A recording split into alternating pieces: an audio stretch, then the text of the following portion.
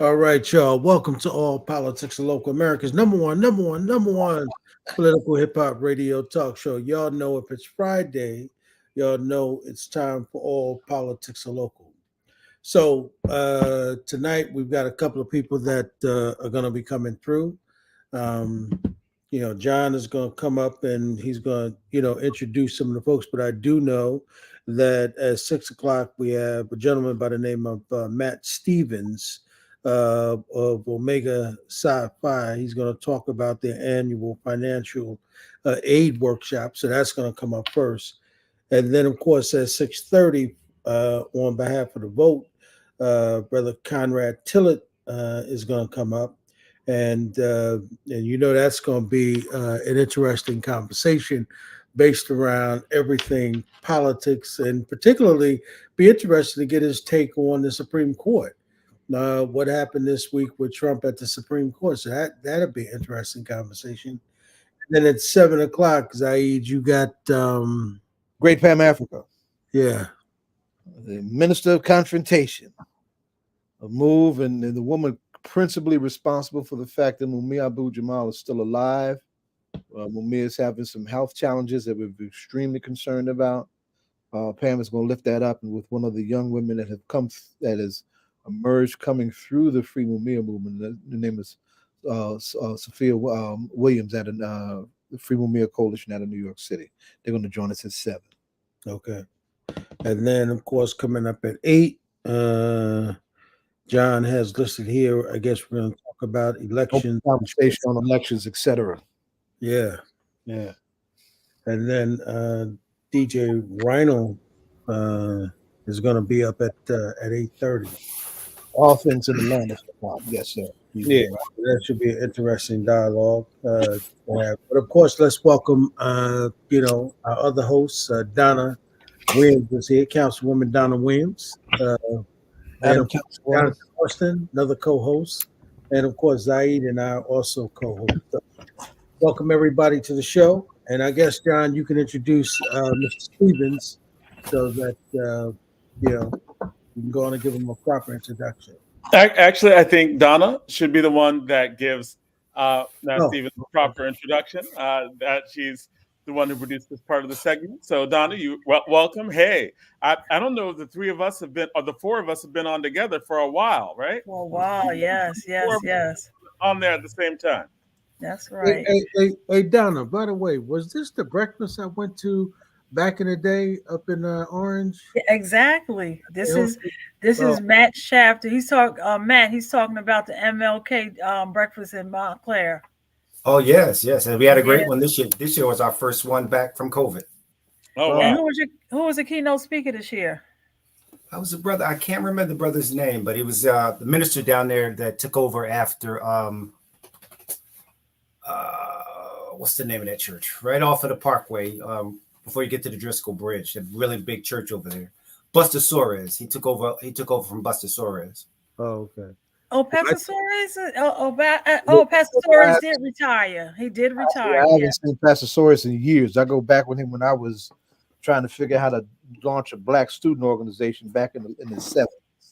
Nice. Yeah, Pastor Suarez is retired, but he comes in occasionally, and he's over the debt-free. Yeah, very good program. Former Secretary of State for the Yes. state of New Jersey, overseeing the whole question of voting matters and voting rights. That's right. And he also did a housing development. Pastor Suarez has an extensive resume. He did a lot, and he has a birthmark. Doesn't Pastor Suarez has a birthmark right here with the gray patch? And you would think that's from all over. That's his birthmark, but he's been working since. Oh my gosh, he's done so many great things. Well, But he Matt, did. Go ahead. I'm sorry. What were you gonna say? The lieutenant governor's funeral. He did Sheila Oliver's funeral. Really? I couldn't make that. I didn't know that. Yeah, I'm sure he did a fine job. But He facilitated Lieutenant Governor's funeral. He did, yeah. But I'll tell you this, Matt, y'all will get me to come out because man, them brothers can cook. Oh my Oh, thanks, God, brother. Appreciate it. that breakfast, man. Let me tell you something, brother. I thought about that for days. I was like, man, I'm like, damn, them brothers can cook, man. You know, I didn't want to seem like a glutton, but man, I was eating the hell out of them It's grits. good. It's good. It's always plenty to eat with the brothers. And for real, man, them brothers do it right, man. You know what I mean? Yeah. So y'all gotta let me know when the next one, because one year y'all had the men up there, you know. Yeah, every year it's on the Saturday before Martin Luther King's breakfast, and it's at the same place, same time. We're so happy to be back from COVID. This was our first time, just really all being able to get together. So it was a phenomenal time, and we're really looking forward to getting back into the community now that COVID is gone. Right. The need's still here. Yeah. And Matt, were you at that one? Because that's when Mayor Baraka, he was a keynote speaker. Were you there? Yes. Oh my God, Mayor! Remember how Mayor Baraka did that? He was preaching. He wasn't talking. Remember he talked about how hurricanes start off at the Gulf of start from Africa and how they come all the way up. Oh my gosh, Mayor Baraka! If y'all have a copy of that, I really want Guinea that. Coast. It's talking about the Guinea Coast. And then it comes up to the Caribbean off of what we now call Brazil and whatnot, right on up into the to North America. Yeah, he was talking about the door no return. That day, we was all.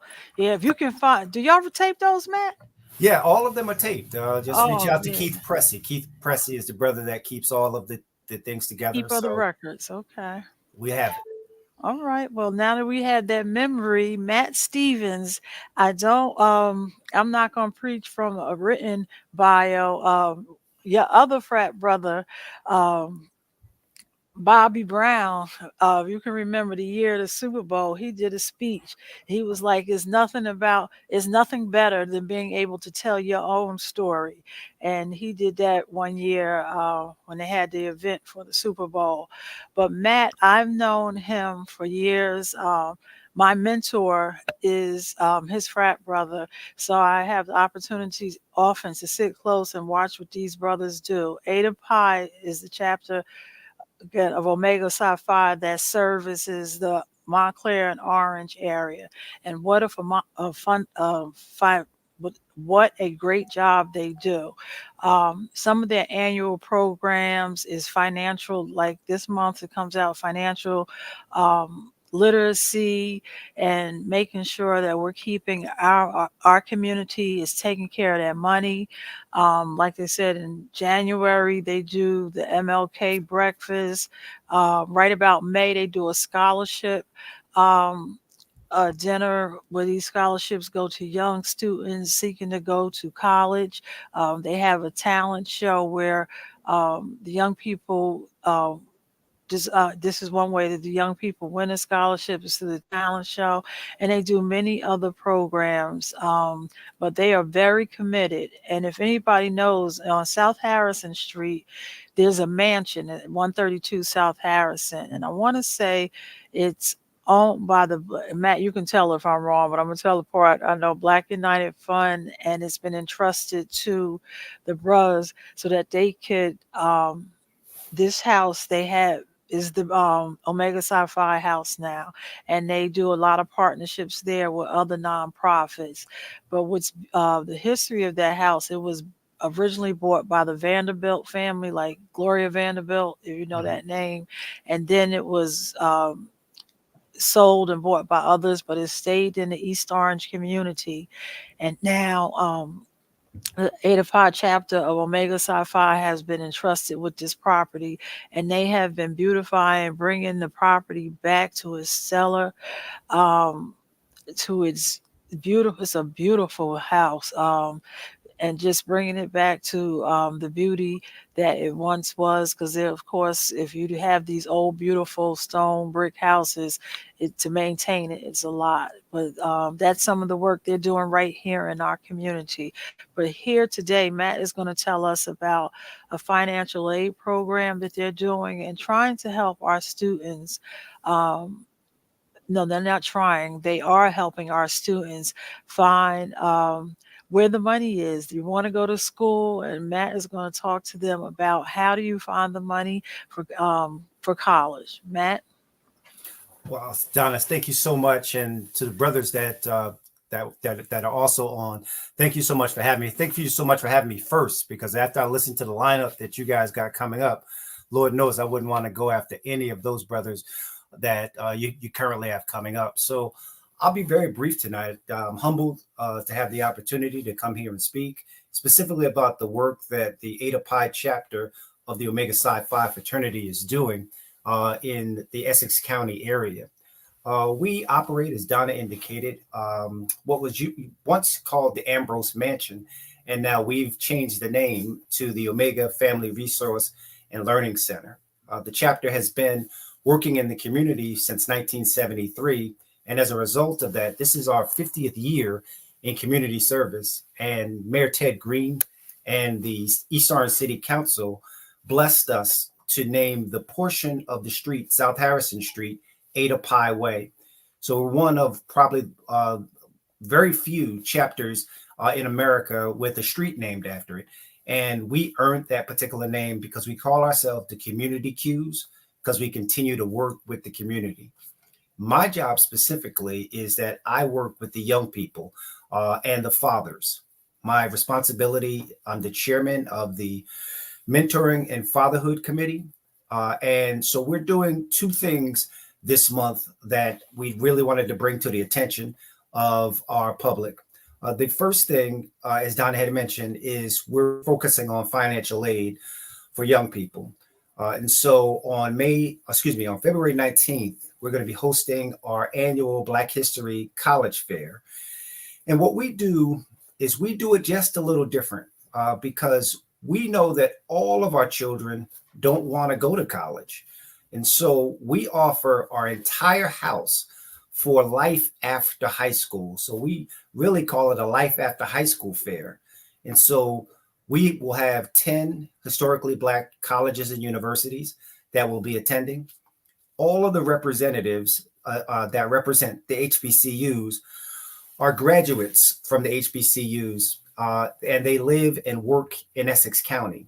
And so what the HBCUs do is they send the information, and then those brothers and sisters talk with the children, and then they connect them directly, because most of the stuff is done online now. But we want to make a direct connection with the HBCU, with someone who they see every single day walking through the streets. So that's a little different than some college fairs because we want to make it personal. We want the young people to actually know the names of the people, to be able to have an experience with them. And so in addition to our HBCUs, we've invited all of the local EOF programs. And the EOF program in the state of New Jersey is the Equal Opportunity Fund program. So while we appreciate all of the admissions programs, we specifically ask for the EOF program because the EOF program, they have the same type of family environment where they care for the children, they work with them, but most importantly, they hold them to the highest standard. If I can remember anybody in EOF over the years that really set the tone, is a woman named Beverly Berry Baker. She was at Kane University. She was my boss, and she gave me an opportunity, and she gave my children an opportunity to go to college and get our degree, and it helped us tremendously.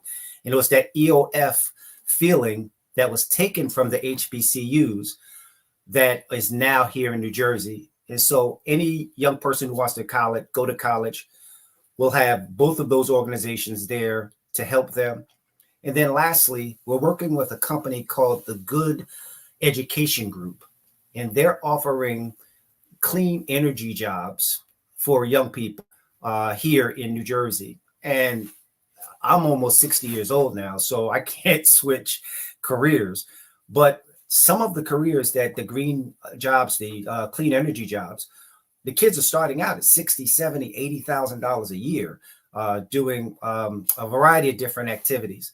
So for the young people who don't desire to go to college, we want to let them know that there are internships and apprenticeships that are available, and we'll have representatives from that group at our college fair.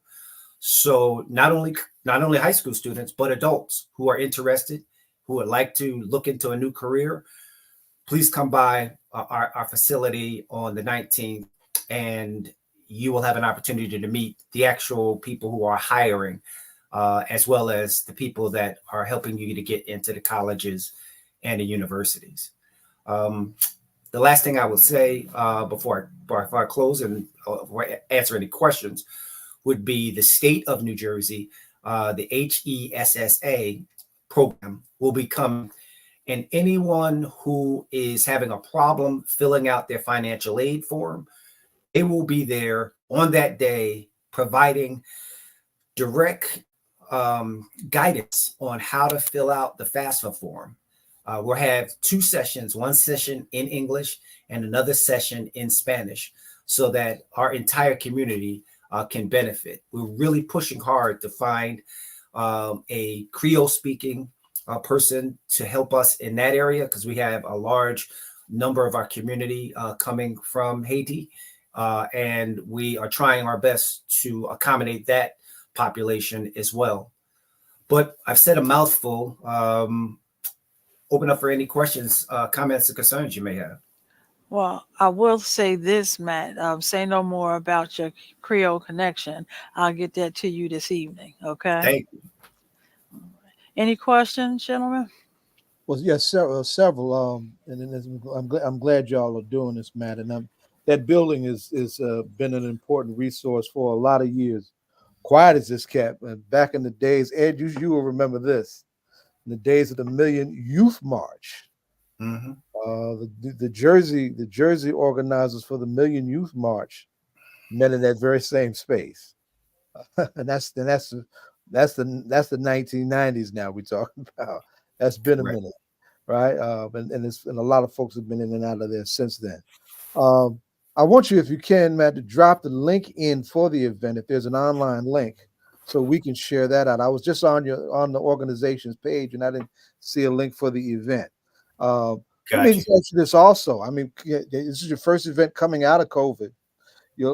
We've got students who are in post-COVID situations, meaning like many who were COVID depressed during that particular pandemic, who probably intended to go right into college from high school, but didn't because of the challenges that they were facing that was unique to that period. How will the thing that you're doing on the 19th help someone in that kind of situation? Well, we're working with the young people through a variety of mentoring programs. And so the mentoring program meets 3 times a week for the young ladies. It's a phenomenal program called Adjust Your Crown. Excuse me on that. And they meet 3 times a week, Tuesday, Wednesday, Thursday at the house. And they provide direct one-on-one and small group mentoring for the girls. And then the Ernest Everett Just mentoring program is for boys, using the same techniques to mentor the kids. So we provide mentoring for them, because getting over that type of anxiety is not something that you're going to be able to do at like a fair or like at a one-time event. It's a series of activities that in some cases are connected to therapy. We work with a number of therapists that help us. And now we're starting to do a number of parent resource sessions, so parents can find resources like Black male therapists.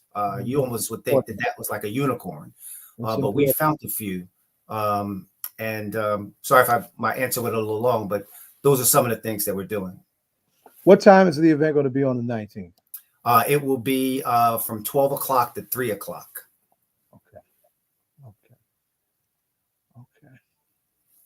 I just found their webpage too. The Sisters from Adjust Your Crown. And y'all have a good looking webpage too. Thank you. Ed, go ahead, jump in there. You said that there's programs for kids who aren't interested in college, and you talked about green jobs. Can you break that down? Are you talking about like what was passed, like the Biden's Green New Deal? Yes, those are some. I know they have some jobs at the airport. They have HVAC jobs. They have solar. They're putting in the solar panels those type of things. I don't know all of the jobs that they're offering, but because we went with specifically with this group, the Good Group, it's the Good Education Group. You guys might see their stuff on their website. And the reason why I'm asking is because I heard a lot about the Green New Deal. I heard that it was passed, and I heard that there are like jobs, and I was wondering, is this a part of that? Are these federal programs? Are these federal jobs? Are these just a job fair for employers of these different organizations? I'm just curious to see. I think it's a combination of all of the things that you talked about. I know that the Good Group is funded by the federal government, and one of the major players who will be there looking for employees is PSE&G. And so I can't speak directly to all of the jobs that would be offered, but I would just indicate to just come on out or give us a call. At the end, I'll leave my name and number. I'm not familiar with how to put the link in the chat. So Donna, I had to go old school. I just texted to you. So if you can somehow put it in the chat, that would really be helpful. Okay. And Donna, I got it. I will.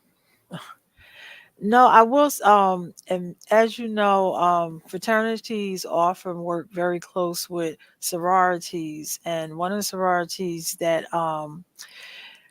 Matinum, they work with different sororities, but I know I wanted to have Principal Poole on, and we've had her on previously to talk about the HBCU bus tour that they do annually, taking students from their area. They pretty much service the same area, and taking students down to visit colleges and letting them get a feel, like to touch and feel what it is to be in the college atmosphere.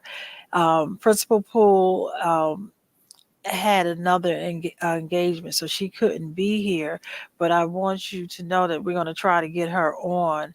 And this year, just to let people know, I'm trying to get to the flyer, that this year they will be it was Monday, April 1st through Thursday, April 4th, and they kind of do it during the time of the spring break for the schools in our area. And this year they will leave spring break for Newark and East Orange public schools. So that's when they're doing it during that time. And they'll be going to Virginia State University, Virginia Union University, North Carolina A&T University, North Carolina Central University, Winston-Salem State University, Johnson C. Smith University, and they'll also be visiting the National Museum of African American History in DC. And that's April 1st to the 4th. So Principal Poole, we will get her on prior to the trip to have her talk a little bit more about it. But they're doing, they're in our community, and they're doing a lot of work. And Matt, you just talked about this program, but can you, on any given Saturday, or almost any given Saturday, if somebody was to stop by the mansion, what will be going on? Well, mostly we're working with community-based organizations. I run mentoring out of the center for boys between the ages of 8 and 18. We run mentoring programs on the second Saturday, and then other Saturdays we're doing pop-up shops. We're doing a lot of work with a group called Nana's Love. They are doing support groups for grandparents. We do a monthly farmers market where people can come out. But one of the things, Don, I'm really excited about, and I'd really like to invite the brothers out to kind of come out. Every Tuesday, I have lunch with the young people at Principal Poole's school. It's the Louverture School. It used to be called Nassau School, where I was actually in the kindergarten there at Nassau School in like 1971. And now we're back there every Tuesday from 12 o'clock to 1 o'clock, having lunch with the entire 5th grade boys. And I'm looking for men who have the time to take some time, if you don't have to come all of the time, but if you could just come have lunch with us once, the more Black men that get in front of these boys to talk to them or to engage them. And sometimes we have pizza, sometimes we throw the football around, sometimes we just listen to them. But right now it's tough for me to get brothers to come out because they're at work. And so any brother who has the opportunity to come out to participate, again, I'll leave my number in the chat. Please give me a call so we can set something up. You come out, enjoy, and engage us with these young men, because we really need to get Black men in front of Black boys as much as possible. Let me share this with you. You might appreciate this, Matt. I have ties to the Black Panther Party, and one of our prize cubs, a young man out of Philadelphia. Both of his parents were in the party. His name is Sharif El-Mekki. Sharif has a national organization. He's an educator in the Philadelphia school system. Has an organization called Center for Black Education Development. Nice. And he's actually trying to create a pipeline of Black men into the classroom. Okay. Right? So now I know he's gotten attention from some young Black educators from New Jersey, because I participated in his last workshop in another way. But he might be able to identify some resources in terms of some good, mentor-minded young brothers to help you on that front. We appreciate it. We're not just looking for the young brothers. We're looking for senior citizens. Those brothers are the ones that we're really looking for, because they're retired, so they can kind of come out for lunch and kind of share with the young men. Like, one of the things that we're trying to do is to get seniors to come out with their yearbooks, and then have the young kids teach them how to, not the yearbooks, but their like family photo albums. And then we have the young boys to teach them on how to put pictures into PowerPoint presentations. So it's like a multi-generational piece. And most of the boys don't know their dad and they don't know their grandfather. So I'm at the stage now where I could be most of these kids' grandfathers. So retired brothers, really looking for you too, to kind of come out. Yeah, that's something to say. I'm working 2 jobs. I'm just tired. I wish I was tired now. But And then I'm not gonna let you off the hook, brother, because we also have Zoom, so you can Zoom in at one of those jobs right on your phone and kind of come in and talk to these boys. Because every Black man I meet, I'm reaching out to say, help me with these boys. Help me with these boys. It's enough for brothers to talk about, and I'm not talking about y'all, because y'all are walking the walk. But a lot of brothers are talking the talk. But when you ask them to come out and actually engage, it's blah blah blah. Yeah. I would if I could. I'm really looking for some brothers to come out and help me with these boys. and I don't know if that just hit you like it hit me. You go to ask the young men to bring a picture of their grandfather and father, and then they say, I don't know my father or my grandfather. That's a hard hit right there. And I didn't know mine until I was a teenager. I know that. Yeah. So you can relate with that, Zay. How do you respond to that? And then you might grab them real quick and say, we're going to start making memories right there and do a selfie. And this will be the beginning of, so we're going to meet you right where you are. That's something. So we will pass that word around, and we will get you some volunteers. You said that's every Tuesday? Every Tuesday at the Louverture Elementary School right on Central Avenue. Okay. Principal Poole. Okay. That school's got is a story. How that population has changed and all of that. The neighborhood schools got quite a story on its own.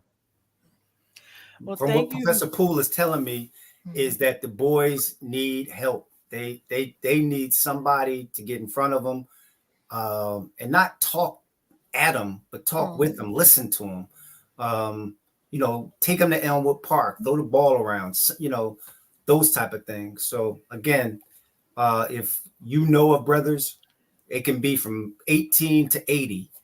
We're looking for some help. Got you. We hear you. And Well, this is a hip hop political show, Matt, and I didn't tell Matt about this part. And you sat down and you talked and let us know about your program. Um, but we have the hip hop side of it, and we like to ask people that we invite on to speak, to be a part of the panel. What hip hop artists, individual group do you listen to while you're doing the work that inspires you? Black Thought, Hmm. a cat named My Son, and Never Can Go Wrong with My KRS. son is his favorite right here. We work with my son regularly. Yeah, He's been my on our son just did the show. breakfast a couple That's weeks right. ago. Hmm. Yeah, that brother's, He's somebody next level. great. He's got it going on.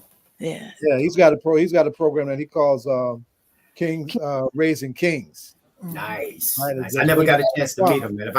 Hopefully one of the days if I hang out with you brothers, I'll get a chance to meet him. But I really dig that cat. Yeah, he's- we'll make that happen. Yes. Oh. All right, and thank you, man. Much appreciated. And Matt, anytime you want to get information out, I'm sorry, John. I just want That's to say, okay. anytime you want to get information out and let people know what's going on, please feel free. Just say, Donna, can I get, some time so we can just let the bigger community know, because this again is recorded and I sent you. It's on YouTube, Facebook Live, and on those platforms you can replay it so people can continually hear it. Then you can send it where you need for people to get the information as well. Hey, listen, I thank you guys for inviting me tonight. And stop by the mansion or at the school. Help us with these kids. Okay. All right. Thank you. That's great. We have to have you back on as well. So thank you. Thank you. All right. Y'all have a blessed night. You do the same. Good luck, brother. Take care. Hey, Reverend, you there? Yes, I am. Can you hear Yeah. me? We can hear you. We can hear you. How are you? How are you doing? I'm doing great. How are you all? Good. How good. much? How I'm much? good. Good. How much of the previous conversation did you hear from the previous guest? I got a chance to hear some of it, not a whole lot, but I certainly am moved by the work with those young brothers, and touched me that point that you observed, Donna, that to be a young boy and to be asked to bring a picture of your father and grandfather, and you don't have that. Boy, that hit me very, very deep, and unfortunately, that is the case for too many of our young men. Right. And it has been not all the time, or not a Right. long time, but since I was a boy, that unfortunately has been too much of a story. Well, I say that because I'm gonna be texting you, and I'm gonna give you the address of the school, and I'm gonna make sure you get over here on one of Well, those Tuesdays. I certainly will. I certainly will. Reverend Tillard, do If you they can remember? handle what I'm going to teach them, I certainly will be there. Well, the fact that you would be there, I believe. But I'm gonna tell you, I couldn't wait to talk to you. Do you remember Good Times? Yes, I do. Of And do you course. remember? You remember when James died, and she was do. trying to be strong, and Yes, I do. it hit that part where she was like, "Damn, Yeah, damn." damn. Oh Yeah. yeah, that was Well, yeah. Councilman was in a car with a Georgia plate on there. Now we Yes. know. Brother Youssef. Yes. Now we know this happens so commonly. Mm-hmm. But I'll also make another comparison. There's this thing that oftentimes when we're going in places where we're breaking barriers to work, Mm-hmm. somebody will generally sit down and say, you can't do what everybody else do, and remember this, and you get that speech. And I was just so and oftentimes it's just as simple as being so busy that we don't do things. Are there any updates on how that's going to work out? No, but I would let me give you some encouragement. It's not that big of a deal. I was with Brother Youssef the other day, and apparently on his vehicle, he doesn't have tinted windows, but he has shades. And Oh yeah, like the shades from the sun, like when you have the children in a car. yes, yes. So, Mhm. New York has strict laws about a tinted window. So it was a misunderstanding. And listen, he's young and he's new to the public eye, and we all make mistakes, and that's all right. I mean, it's something we move. One thing's for sure, the people in Harlem are not going to turn him out because he had a traffic infraction. So, Right. we have a black mayor, and we have a black city councilman, a black city council president, black chief of police, very close to the top of Latino. If we can't work it out from that perspective, we might as well go back into slavery, because everything we fought for to try to get to, if we can't work things like this out, then it shows we're just not worthy. But you said it's fine. When you hear I was going to say, when you hear about the Washington Post reporting on it and the calls for the police for him to resign, I'm like, wow. I mean, the police are speaking about him resigning because of the traffic that's fine. action. I mean, that's politics, and right. And the police union, their reactionary politics, and that's all. Yusef is fine. He's learning. He's going to be a great councilman. Yes. And I'm very happy with how things are going for him. I was like, reactions. Oh, you said, Donna. No, I was gonna say, I think what they're more concerned about is he raised his hand, put his hand down, and went straight to work. And I think that's what people are more concerned about. He didn't come here to smile and profile. He came here to do the work, and he's doing. He went right in there, took some legislation, and came up. Already, I forgot the piece of legislation he was working on, but he was working from day one. So I know people often are always concerned about people who are doing the work. Right. And that's why I was like, when I heard that the police union was calling for him to resign over that, and all the accusations, I was like, wow. I mean, they think someone should lose their job over an argument, whereas they kill somebody and they're like, nah, he was in the process of doing his job. It's okay. Yeah, I mean, I think you're right. The police union has a history of supporting the police no matter what. And of course, they also have a history of taking a strong position against anyone that's engaged in any kind of infraction with the police, and that's just politics. We understand that. Yeah, I mean that's what that is. Yep, and it really was like you got to see all of the enemies come out, right? You got to see like who was who, because it was like there are calls for him to resign. How terrible! And I'm like, really, like you're the police union. Like people die. There are actual chalk body bags where police officers had made mistakes, killed somebody, and y'all like, he should keep his job, right?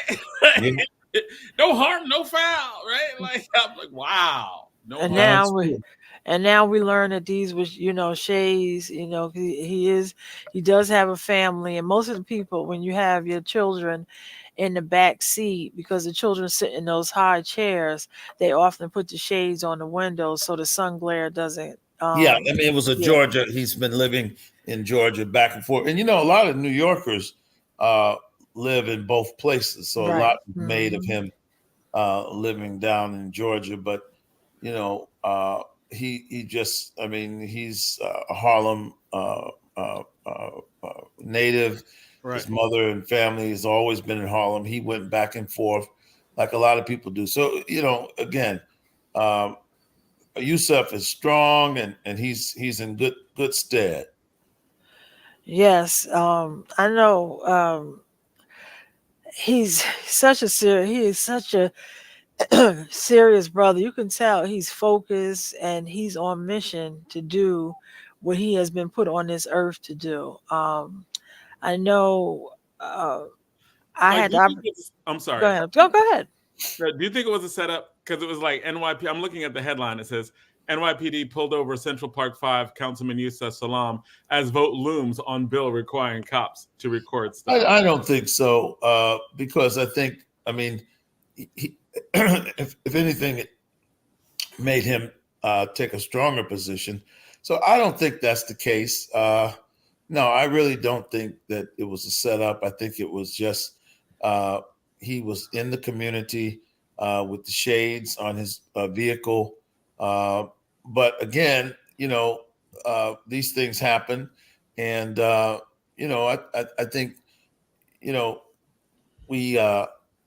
listen, we're a community that have been through things like this. So right. We are never certain, but we're very sensitive to these things. But I think this is truly a case of the shades. But again, it's not that big of a deal. Yusuf is in good shape. He's just starting his tenure. He brings a lot of experience in terms of the Harlem community. He brings a lot of experience in terms of what people in the community face. His own life story is certainly a testament to that. So, no, I'm glad that people are vigilant, but Brother Yusuf is in good stead. And also, he had just passed legislation, and I remember his speech.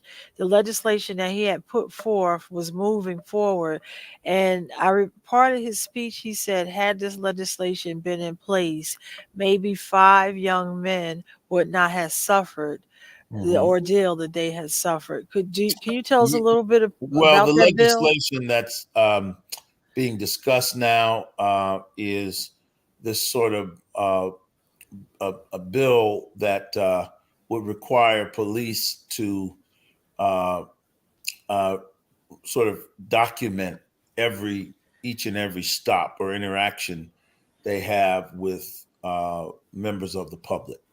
And so Yusuf and a lot of the Black and brown council people do not support, they do want the police to have to document every stop. The mayor's position, and as a former police officer, is that this is not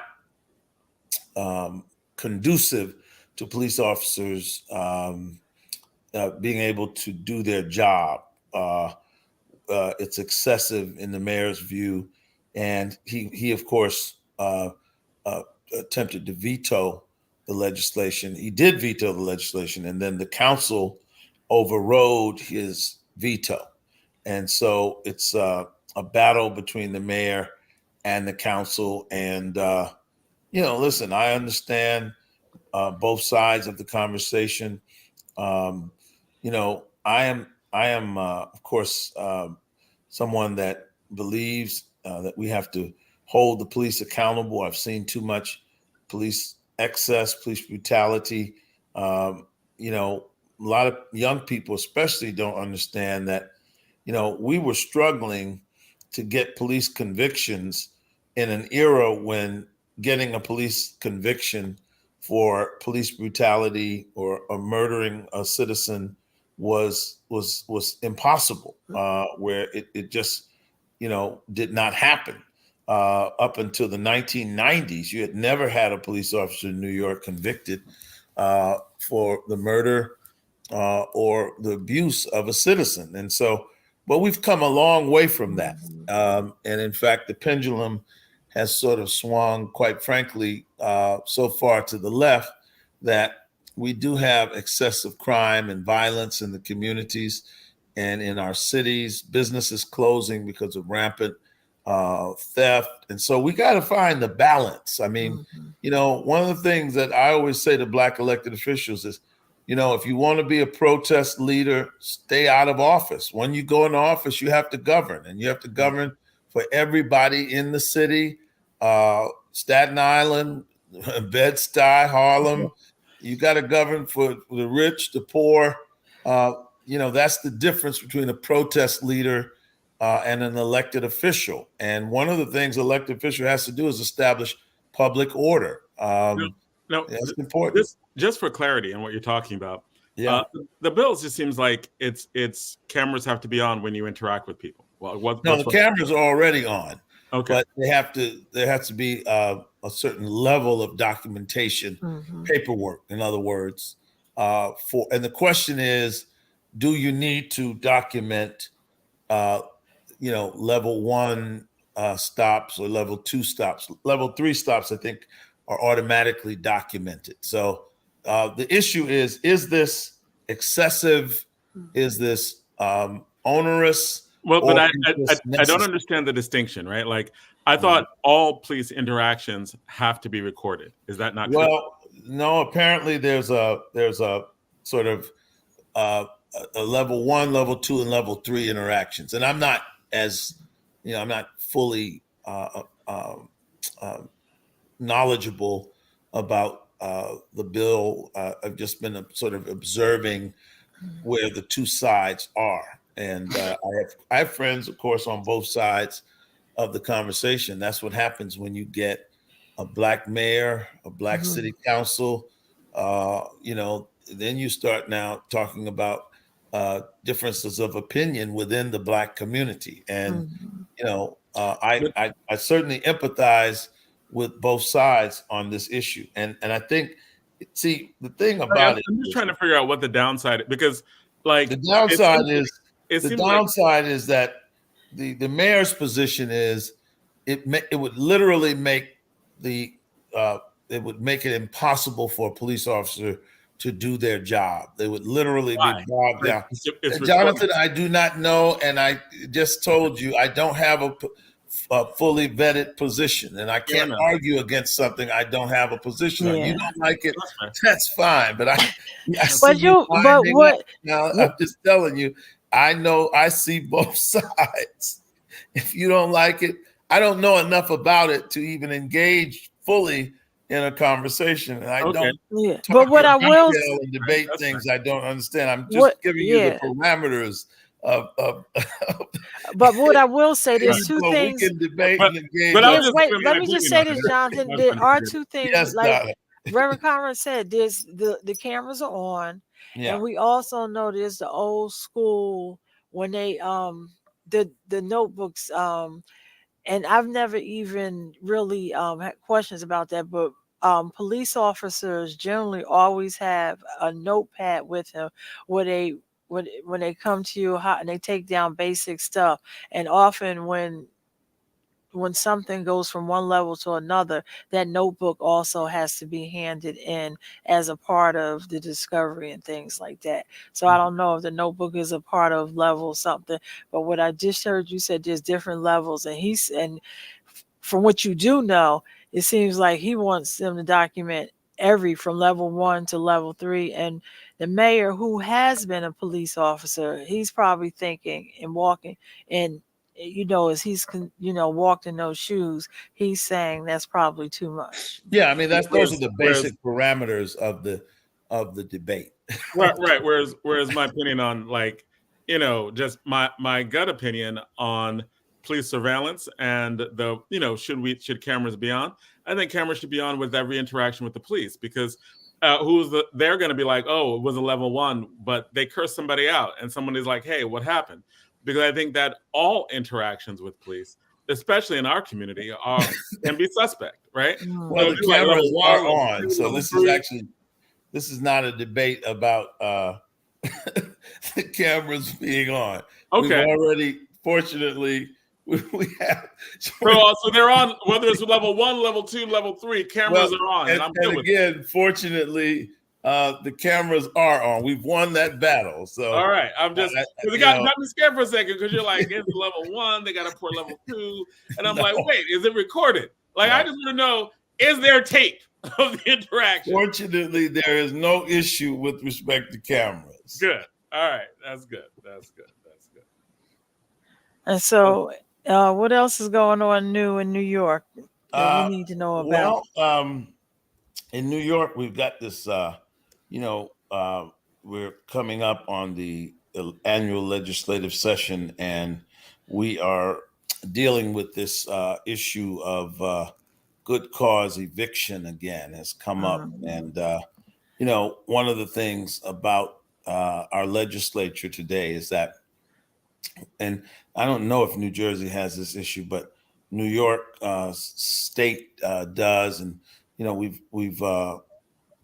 we've elected a lot of folks that are called progressives. And, me, I don't like that term because, progressive to me means progress. And some people, in my view, are people who have a socialist or communist ideology, and they're trying to impose that on our system. And so one of the things that they're attempting to do is to make the state of New York 100% rent stabilized with a bill called good cause eviction. Now, that sounds good, but when we think about it, this was sort of done in the 70s.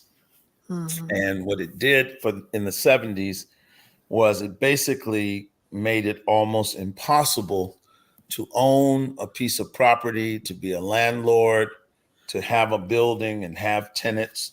And it's a sort of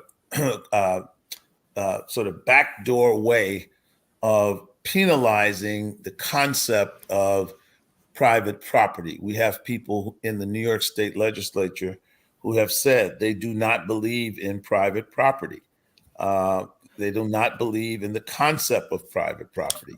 And so they don't tell people that what they say is, we got a bill called good cause eviction, as though that is helpful to anyone. It's not helpful to poor people, because one of the things that represents a good cause to be evicted on is when you can't pay your rent. And 90% of people in landlord and tenant court in New York are people there because they don't have money to pay the rent. So it won't help them. Doesn't help people in public housing. It doesn't apply to public housing, NYCHA housing. But it will help. It will help people who are wealthy, who move into your building. It will make the landlord not be able to increase his rent any more than, or her rent any more than 3%, and yet their costs are sometimes going up to 15 to 20%. And it does something that I don't know that many people would be comfortable with. It gives a landlord, a tenant, a right in perpetuity to renew their lease. Now, let me say this: New York has some of the most generous tenant protections in America. If you are, Yes, they do. if you're in New York and you're struggling, all you got to do is go to landlord and tenant court, and you'll get orders to show cause for at least 3 or 4 years. Okay, and I say that lightly, but of course, actors and people in the arts and people in this city struggle, and we do have a lot of protections for them. But what we haven't thought about are the small Black property owners, and this bill is going to kill them.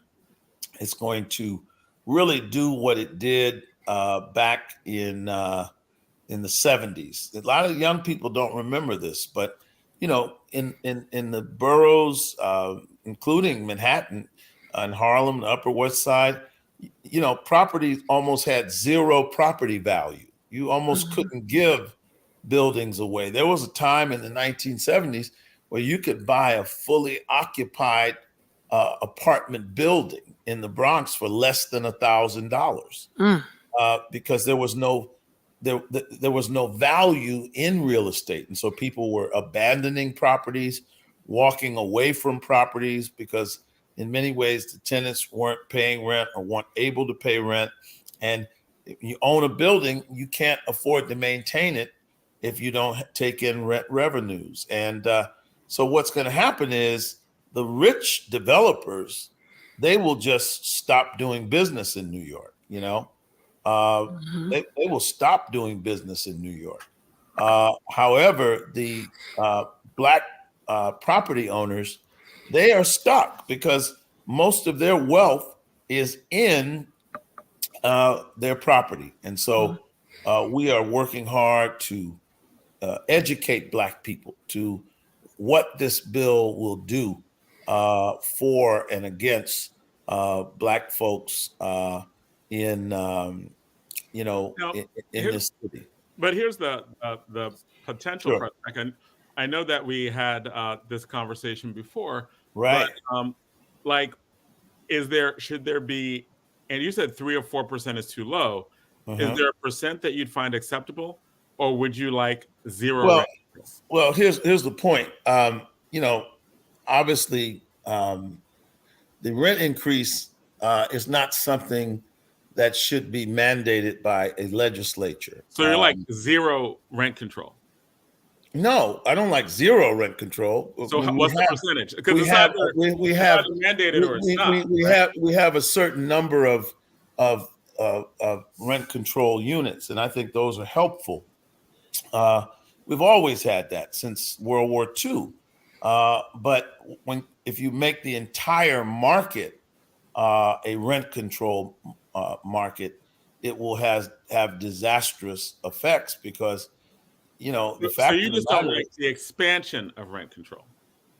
Well, basically, you'd be making the whole state under rent control laws, and I know too many people out in New Jersey, in Newark, and in the Oranges, Black people who bought properties, flipped properties, who are renting properties.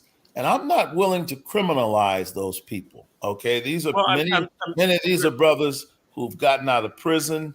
They can't get corporate jobs, but they found a way through sweat equity and being able to leverage properties to become property owners, and that's a good thing. I support a lot more people. I salute that. In terms of numbers, a lot more people are helped through rent control. Like Newark has really good rent control. I benefited from that personally. Right? Yeah, and I have too at times, but and there are people who want to charge $500 increases in what they do. That's why I asked about percentage. Well, is it no rent control or is it just a percentage? No. I don't think it's an issue of no rent control. First of all, the market will, in many ways, correct these things. Okay, the fact of the matter is, how often do you ever hear of a landlord, in spite of a lot, actually? Well, actually, now in this area, let me tell you something. Get higher rates. Let me tell you something. You can try to raise the rent $500 or $1,000 in a neighborhood, but if the market won't bear that, you're not going to fill. Does bear that. You're not going to fill that unit in the Northeast where the market does bear that. Like in other words, you would have a lot of people who are homeless without rent control because they can find other people to replace them.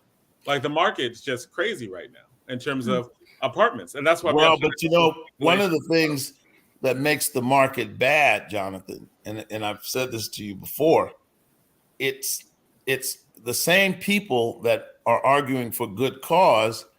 They are the very ones that don't want to build new housing. And the bottom line is, what makes housing crazy, what makes a market crazy, okay, what makes the price of housing go up is when there's a housing shortage. Right, and I'm totally. And the way you deal with that shortage, I think they're two different. The way that you deal with the shortage is that you build new housing. That's the only way to alleviate the pressure of an inflated market. And that's not the only way. I think it's both, right? No, I think that you don't like according to you, there's some people who might be more quickly made homeless or more quickly made to not afford while they're waiting for new housing to be built. I think that it's not either or, it's probably both. Well, again, we have a tremendous rent protections in New York. Okay, right. So the renters in this city have a plethora of resources. They have housing, landlord, tenant courts, and I'm very concerned about renters and have advocated for renters and fought for renters for a very long time. But at the same time, any public policy that's out of balance, and that's what's happening today. We have small property owners that haven't been paid rent for 4 years. Mhm. What about that? Now, certainly that's not the norm, as it's not the norm that a landlord tries to raise the rent $500. But these things happen, and they happen frequently.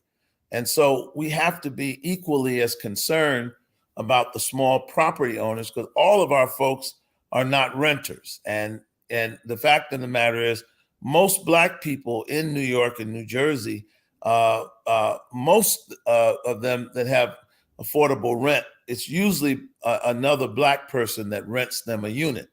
If you hurt the people who are renting them units, who own the houses, then that creates another issue with a shortage of housing available to our folks. Well, definitely giving you got to the build new housing that's really the only way. This is basic economics. Whenever there's a shortage, and let's face it, the same people that are talking about good cause eviction, they're the ones driving up the price. They're young, well-educated whites that wouldn't have been caught dead in Newark, wouldn't have been caught dead in Bedford-Stuyvesant or Harlem. They come, they bring their parents credit worthiness. Their parents can easily do the 40 times rent that you have to pay. They often get involved in bidding wars to offer to pay more. So that's what inflates the market.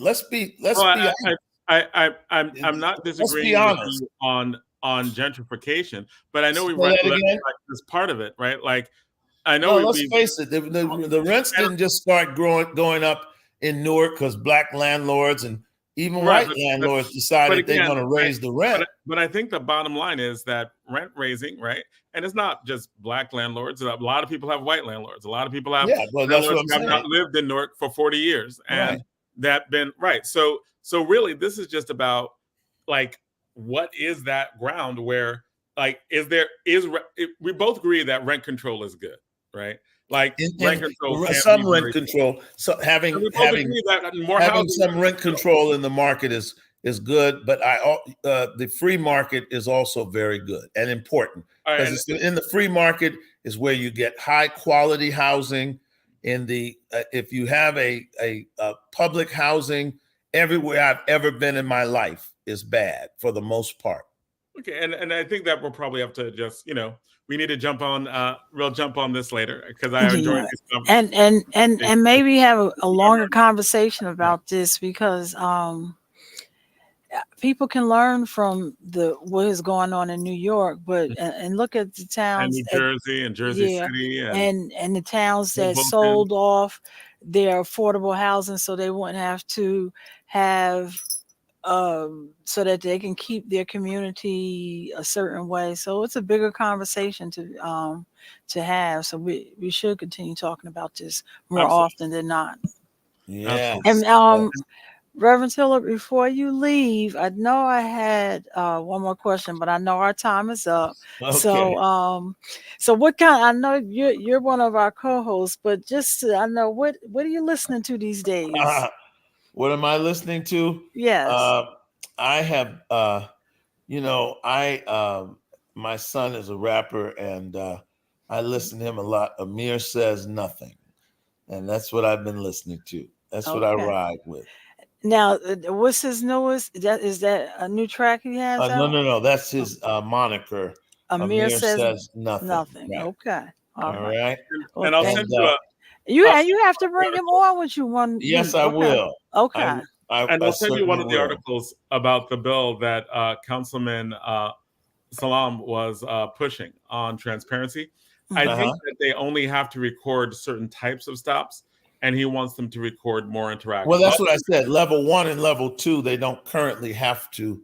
The bill is to get them to make a report on all stops, every interaction with the public. Right, but I think it's about video, because they don't video everything. They only video certain categories of stops. So when I'm reading here, it looks Well, like it's a combination of, but it's also a paperwork standard Right. as well. Fair enough. Yeah. All right. Well, thank you so much. All right. Well, we'll thank you very much. Send you some articles, and we'll talk in between now and next month because I want Thank you so much. All right. Thank you, All man. right. Thank you. Have a wonderful evening. Reverend You too. Tillard, thank you. And I mean this sincerely. Thank you again. I always enjoy you being on the show. I always enjoy you coming on. Well, I appreciate it. I always enjoy it too. All right. Take care. Thanks, Reverend Tillard. And I'm going to call you about the lunch. I'm going to get a date from you. Okay. All right. All right. Thank you, Goodbye. sir. All right. All right. We're at All Politics Are Local, America's number one political hip hop streaming talk show. So we have our guest on right now, switching the subject, talking about Mumia Abu-Jamal, right? And I know that Zaid will have an incredible introduction, and the thing that I'm always astounded by, right, is that in the United States, we really do not understand the implications of COINTELPRO on today. We don't understand how the government waged war on Black people in the 60s and 70s in a way that was like stuff that we would describe as just straight fascist, right? Like as in police surveillance, police making up stuff, police and federal government killing, right? Black people who were trying to push back for liberation of Black people. And I don't think we really appreciate the fallout from that because I don't think a lot of people understand the importance of Mumia, the importance of his release, the importance of Asada, the importance of them in the context of a literal war that was waged on Black people and Black activists in the 60s and 70s. Right. Well, let me just let's just rewind in this way. I mean, just last week, we had Penny Hess, who was one of the new defendants in a new case where the Uhuru movement is being targeted for and can face some serious time, right? Based on a purported Russian connection. And COINTELPRO is an equal opportunity employer. Democrats and Republicans alike are very comfortable with repressing Black political dissent. Right. And I would dare say that the political history of our people in this country is a micro-fascist experience, right?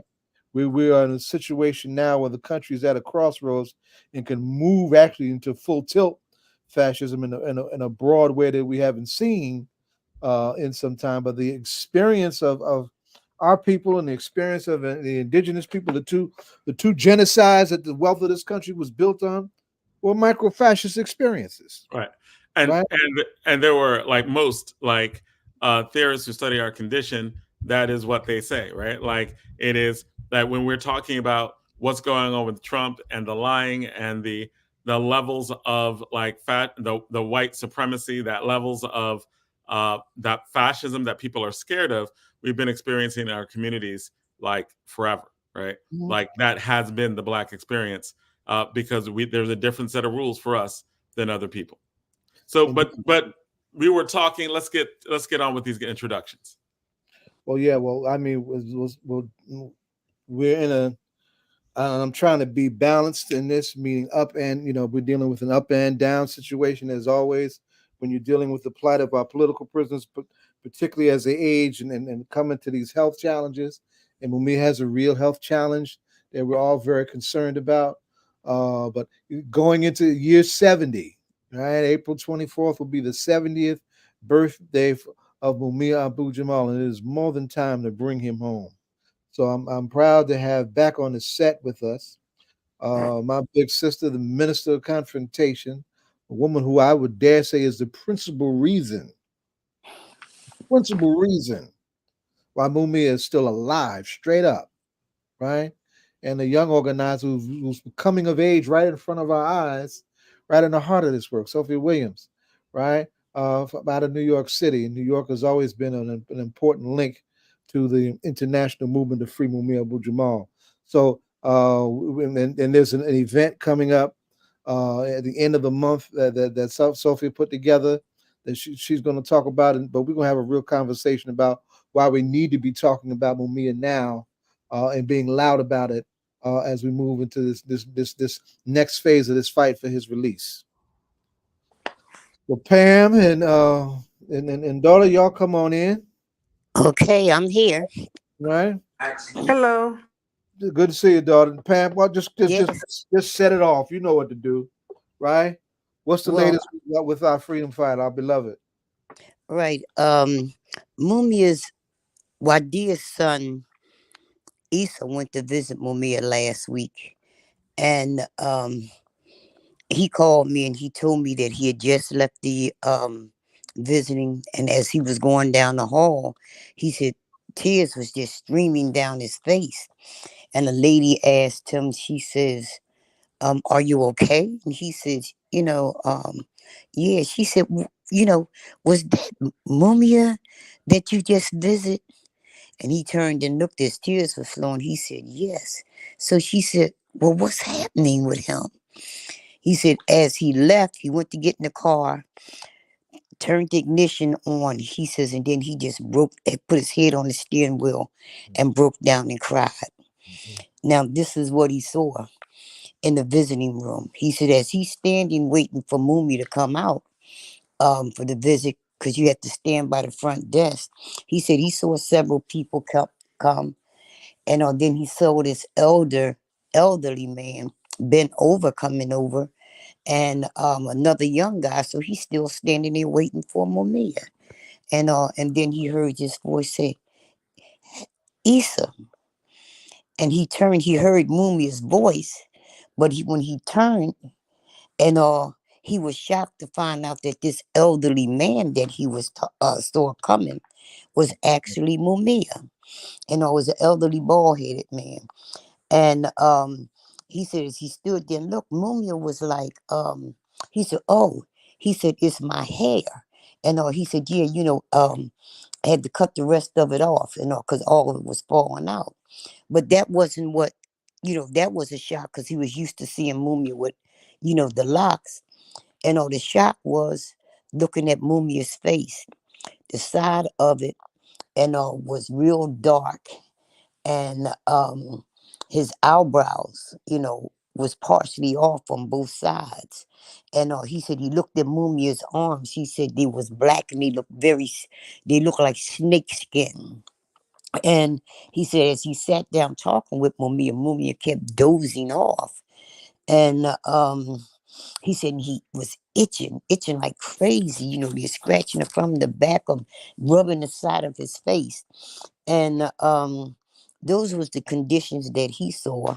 When he called me and told me this, I immediately contacted Dr. Alvarez, Johanna Fernandez, Noel Hanrahan, and a few other people that deal directly on a first-hand basis, with Mumia, and heads of different organizations. And I went up Monday to see him, and Noel Hanrahan rode me up there. And when he came out, I was prepared, I thought, and all for, dealing with, what I saw. And like when I saw him, I hugged him and, started talking about, what was happening there. And here's another thing about Mumia. When I called, I told Noel when Issa called me to have Mumia give me a call. So when he called, he said, "Hey," and sounding like Mumia. If you hear him on his podcast with him and Lamont Hill, the that they do, the name will come to me in a minute. The classroom in the cell. The classroom in the cell. And you would swear Mumia's okay. And but when you see him, it's an altogether different story. So while I'm sitting here, he's itching, he's dozing off to sleep, and I'm looking at his face, and I'm really terrified because I've seen the beginning of this before. and which led to him, then, because they had misdiagnosed it some years ago, what was happening to him, and um, and he went into a diabetic coma because the medicine that they was giving him was wrong. He had actually had hepatitis C. He don't have hepatitis C now, and but these are some conditions that are that came out that he has psoriasis and all, but this here was something completely different, and I'm watching it. It's coming back on, and I sent out pictures. A few years ago, I sent out the pictures of his legs. This is when it was at its highest mark, and where the sores had busted out, from the scratching.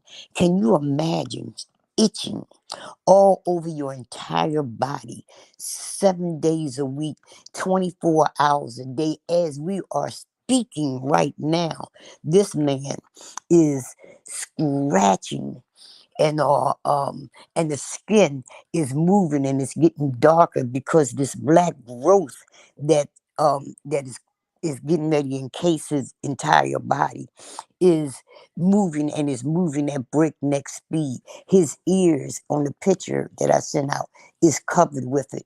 And you can see some light spots, little ashy looking spots, on the other side of his face, and where the hair is bald at in the center. This man is amazing because he was bald headed 2 weeks ago, and the size of his hair is coming back in already. But where the bald spots are, you can see where this growth is beginning to move up in there. And the thing is, this government is hell bent on killing Mumia. He is being tortured to death, and it's no other way. It's through medical neglect. And and the reason why I say that and say it very clearly, Mumia also, as a result of the mistreatment, medical mistreatment that he was given a few years ago, not only did they misdiagnose him and cause him to wind up having cirrhosis of the liver, because when they found out that the very tip of his liver was being calcified, it took him 2 years, almost 2 years, to get him what was needed, was that hepatitis C cure shot, Right. which was $1,000 a shot, and you had to take it for 90 days. Now, what we was told, we'll never be able to get that for Mumia, simply behind the fact of the cost. And if you get it for Mumia, you would have to fight the battle to get it for everybody. We did, without using a lot of words, we won that. Mumia got that, but when they came, and we had to go through court to do this, and it was nothing more than the power of the people, the consistency of the people, which, forced this whole thing into court. And the attorney up in New York, Bob Ball, and I can't, say enough and all about, the work that he did in that courtroom. And Bob all was amazing.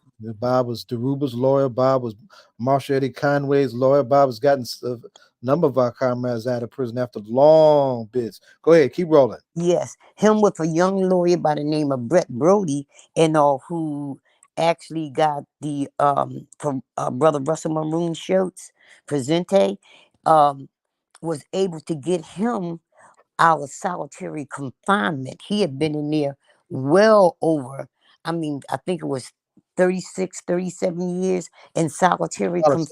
That's right.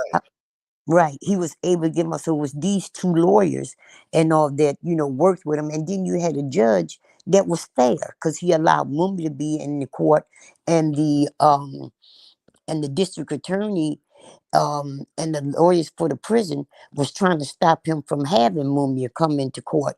Mumia is there by video. But what came out of it was that when Mumia applied for health, remedy from the prison, he was turned down. And he appealed it. He was turned down, and they were saying that, physically, that, there really wasn't nothing, and Dr. Joseph Harris, who was a Panther, Right. and who had became a doctor and worked with Doctors Without Borders. They were not allowing any doctors to examine Mumia on the outside. He was being diagnosed on the inside, which he almost went into a diabetic coma. And this was a few years ago. And I'm saying I'm leading up to where we're at now because I know what, because we've We're been talking about the cumulative impact of medical neglect and medical abuse. Keep rolling. You got it. We got right. And the prison itself, was the cause of Mumia being in the condition itself inside the prison, because the real cause of it is the prosecutorial misconduct in the courtrooms, the judge that was on the case, and how his case was handled, period. And all which he couldn't, they didn't allow him out when he should have been out and off. I'm talking about freed when I'm saying, let out. So he's here being tortured, and the prison is directly a part of it. Now, my understanding is that Robert Bull, and the lawyers dealing with the medical has a lawsuit, is putting a lawsuit in about what happened before. But in the meantime, it is continuing to happen. Every time it's clear. When Mumia was on death row, Mumia wasn't sick like that, and he was there for over 30 years. Right. Once he got into general population, the police officer whose wife went on the radio, on the TV, she got any places she can have, airtime. She pointed out that when Mumia went into general population, this is where they will get their vengeance at. And that they would Mumia would burn, he'll burn in hell. And that's when Mumia started getting sick. He did not, in all those years he was on death row. Mumia might have had a cold, little fever and stuff, but this is when this started happening. And out of the anger, as Judge Clemens, yes, as Judge Griffin said, it's this bloodlust, this vengeance for this black man to dare live through. And a December 9th, when they tried to kill him in the street, they dare and the movement, the powerful movement that took him. We fought the entire government to get him off of death row. It wasn't just the prison. It wasn't just these little peons here. In Philadelphia, and we was dealing with an entire government, and the same way Malcolm was, the same way all our freedom fighters was, and when he came off of death row after they had promised, and Maureen Faulkner, that they will kill Mumia on death row, and when he got off, then they had to come up with another plan. All of a sudden, Mumia is so sick, and from one thing right on to another. And when Bob Bull was in the courtroom, the reason why we had got there was behind the fact that the Mumia filed the lawsuit about the mishandling of his medical records and his treatment that he should have been getting and didn't get. And Bob Bull found asked one of the witnesses for the prison about a piece of paper that he had supposedly had written about Mumia's health, and saying that he didn't need this treatment. And the guy said, and Bob said, the guy said, that's not my signature, I didn't sign that. And Bob was like, what? This paper was where they was trying to force this person that worked in the prison hospital and the prison, to say that Mumia health condition was not bad enough to get the hepatitis C treatment. The guy said, I did not sign that. And then you found out a whole lot of other things. See, my position is at that point, the prison official should have been locked up, but the judge, ordered Mumia to get the treatment. And it's just been this kind of thing. In order for Mumia to get better, he had to have a certain diet, as other inmates inside that prison. And Mumia wound up with a congested heart failure. I might Right. You got it. You got it. You rolling. You got it. You right there. I got you. Well, God describes, being in the room when they had Mumia on the medical table, and Mumia's heart is on another table beating, and this God said it made him sick to see what he saw. They actually, and this is something that they do. They open you up and take your heart and do whatever it is that you got to do to it.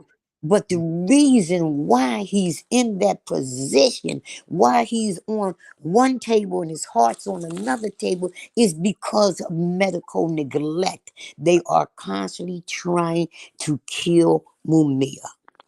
Everybody just tuning in. We listen to the great Pam Africa lifting up the current medical challenges around our beloved freedom fighter Mumia Abu-Jamal. We are talking about and this I don't remember who coined the language. It might have been Joanna. The sickening of Mumia Abu-Jamal. And Pam, you did a mic dropper because we hadn't just talked about it like that. But you're right. As soon as he got in the general population, that's when he started getting sick. That's right. And aggression has been dangerous and deadly at every turn. At every turn. And this is a fresh turn that we got to turn up on it. Keep on. I just wanted to fill it like for the audience. When Mumia wound up in general population, there was a case that came up called the Williams case. And in that Williams case, it was about Chief Justice Ryan Castile, who was a DA and who was responsible for this man getting big jail time, and then when he had to go to the next level some years later, who was sitting at his case was Justice Castile, which he was supposed to recuse himself. He did not recuse himself, so Williams filed the lawsuit and won a hearing dealing with Castile. And he wound up with a judge by the name of Tucker, a black man. And I want to say, Black Republican. We remember Judge Tucker. Right on. Come on. Right. Tucker did something that no one else did. Well, number one, they filed. A lot of people filed.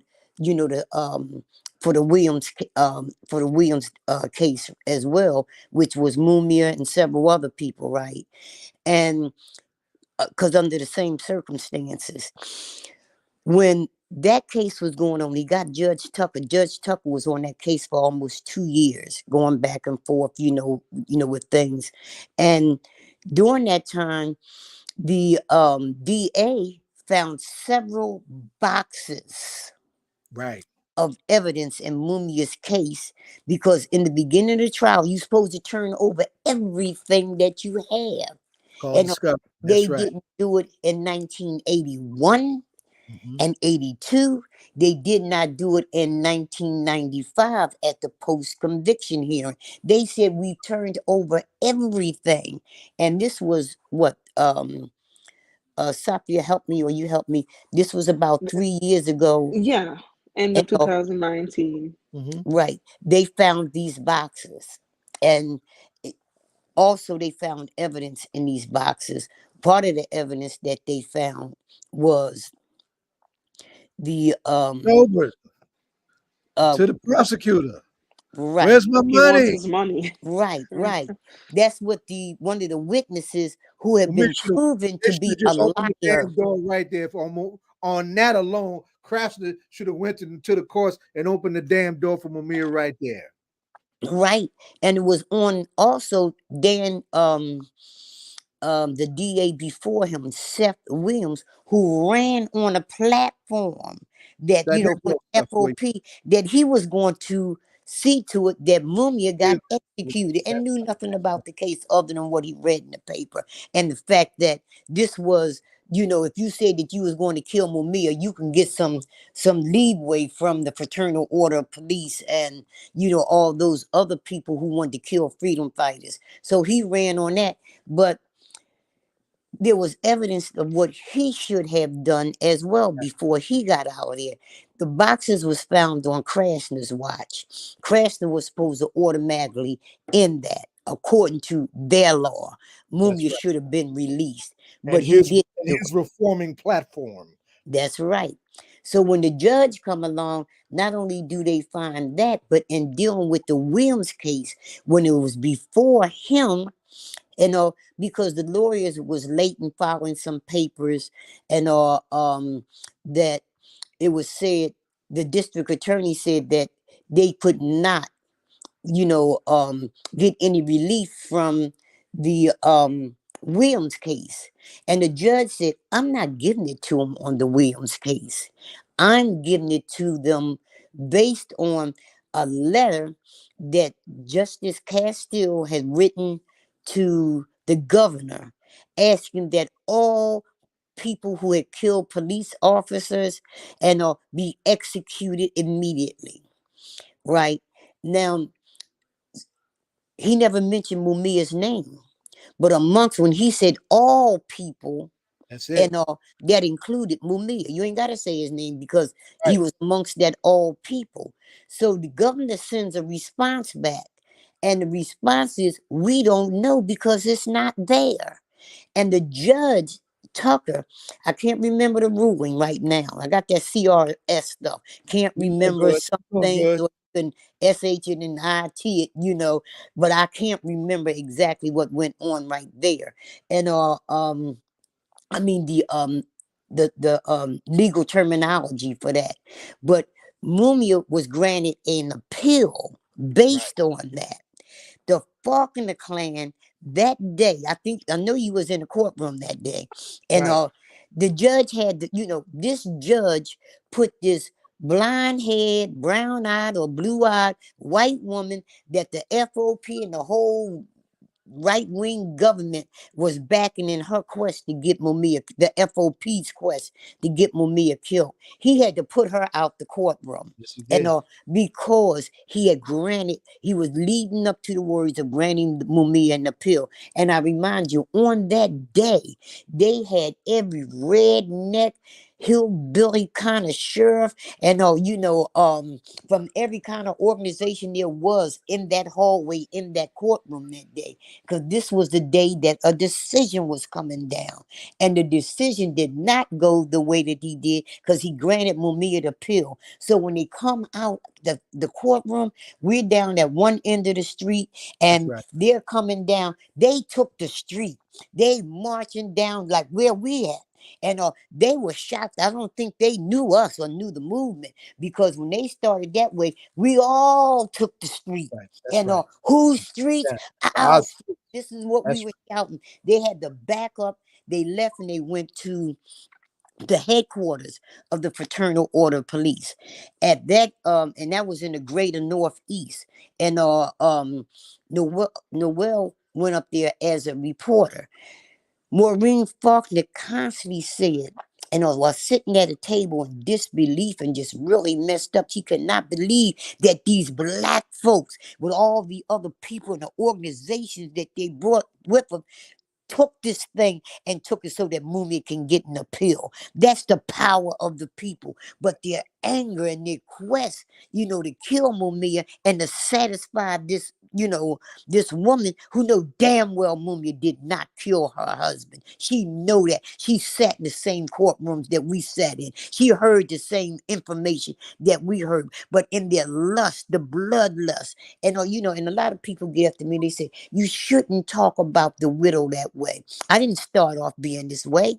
And but when you turn around and you start lying, saying things that's not true, that will get my brother or any brother killed. She lied and said when Mumia was in the courtroom, and I'm saying, the anger that I have at this woman here, she said that Mumia turned when they pulled her husband's bloody shirt up. Mumia turned around and looked at her, and he smiled. She lied and said that black people, when she was coming, down the street and into the courtroom, they spit on her. And I want to say this very clearly: if anybody, black or white, would have spit on this woman, you would have been reading about it in the paper. Nobody knows anything about that, but she want to rouse the anger, the fury of those people who want to believe that we would do something like that. Those are her thoughts. That's what they do. And then to say that Mumia, and they don't stop and think when they lie. Mumia wasn't even in the courtroom the day that they brought Daniel Faulkner's shirt. But a lot of people don't know that. So, this lie that they tell, to try to get Mumia killed even with all that. And we wind up, in this last part of the battle for Mumia with a black man who stood up against the Philadelphia courts, every court level is that it went up to, and turned Mumia's down, and he did it detailed, thoroughly, of what each of these people was supposed to do and didn't do it. He quoted the law for it. So when they came after these people was pissed. So much that the woman called me a bitch when she walked out the door. I mean, she turned and looked at me, and that's what she called me. But that's the anger. But what happened that day, at that meeting with the Fraternal Order Police and their lives, they promised her that it wouldn't go no further. They promised her that, this next step, they're going to do something to stop it. They promised that Mumia would die in jail. This is what they promised her in an open meeting, okay? So, the appeal, that's ready for that. They go and get a, what do you call it? They came up with this idea of the King Bench. Right. Which was an This illegal arbitrary administrative law to get Tucker off the case. That's right. But they didn't say that at first. People, didn't. They stopped the appeal. They stopped. They stopped not the appeal. They did. They stopped everything in this course, and to say that. And what they said is that the D.A. Krasner, who was the prosecutor of the case, was a Mumia supporter, and that they needed to have this court recuse. Right. Right. One of the special prosecutor just to handle this new phase of the case. Exactly. That they did. And they held it up long enough. And for Mumia, for them to get rid of Tucker. And when they got rid of Tucker, they replaced him. And I'm telling you, this is Black History Month. We talking about 3 black judges. Right now. And we're talking about, the fact of, Mumia being in the condition he been in. Because at the point Tucker granted Mumia a bail, not a bail, an appeal, Mumia had the right, the lawyers had the right to apply for an appeal bail for him, whether they did it or not. But, the Faulkner family went straight on into the King's Bench, which held it up. When it came back, and when the appeal happened, and if it went to another court, it would have automatically came back to Tucker. But they had to get rid of Tucker. And they got rid of Tucker. They gave him another position, a higher position, and they brought in this woman judge by the name of Clemens. And Clemens' claim to fame was that she was a Catholic, and she had someone in her family was lynched by the Klan back in the day. And a lot of people thought that this black woman, this black Catholic who talked about righteousness, social justice.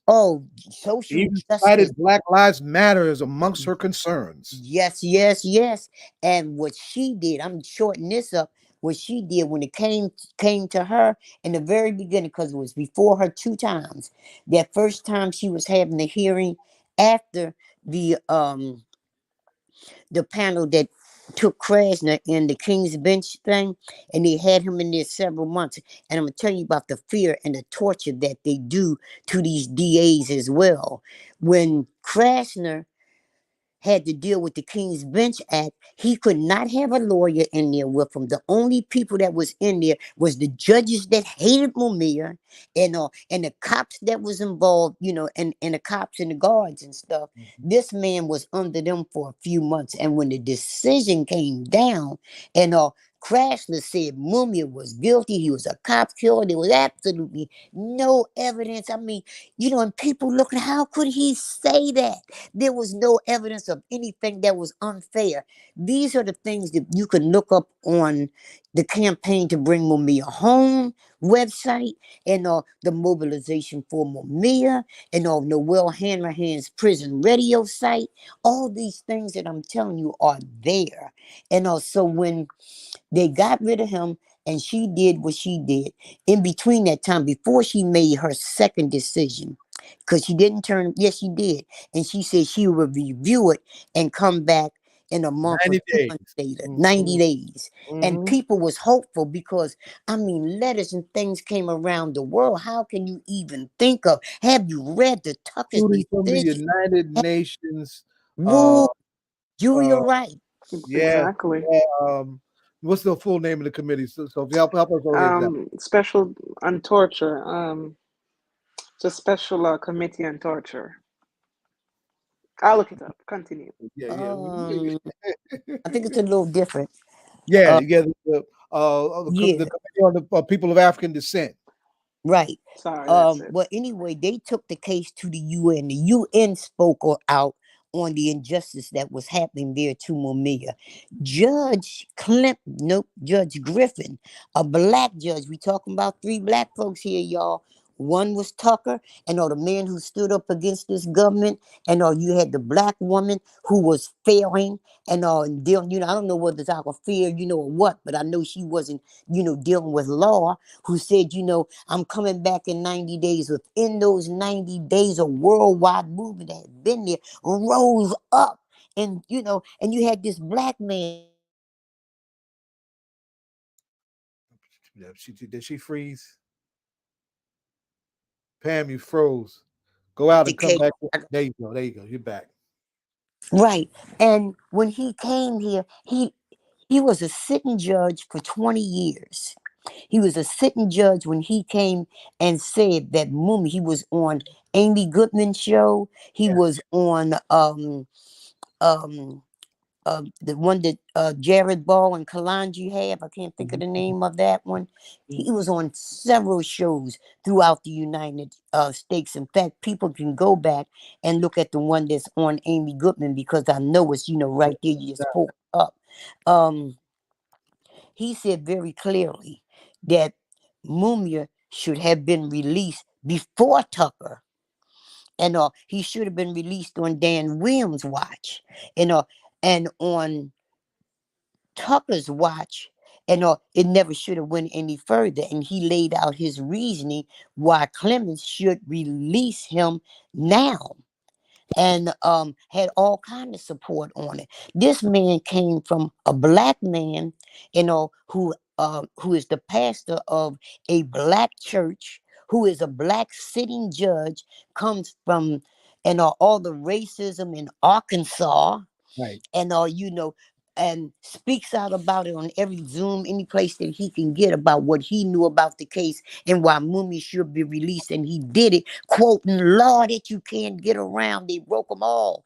And people were so sure that, now this woman is going to do the right thing. When they got there, So we thought. Some of us thought.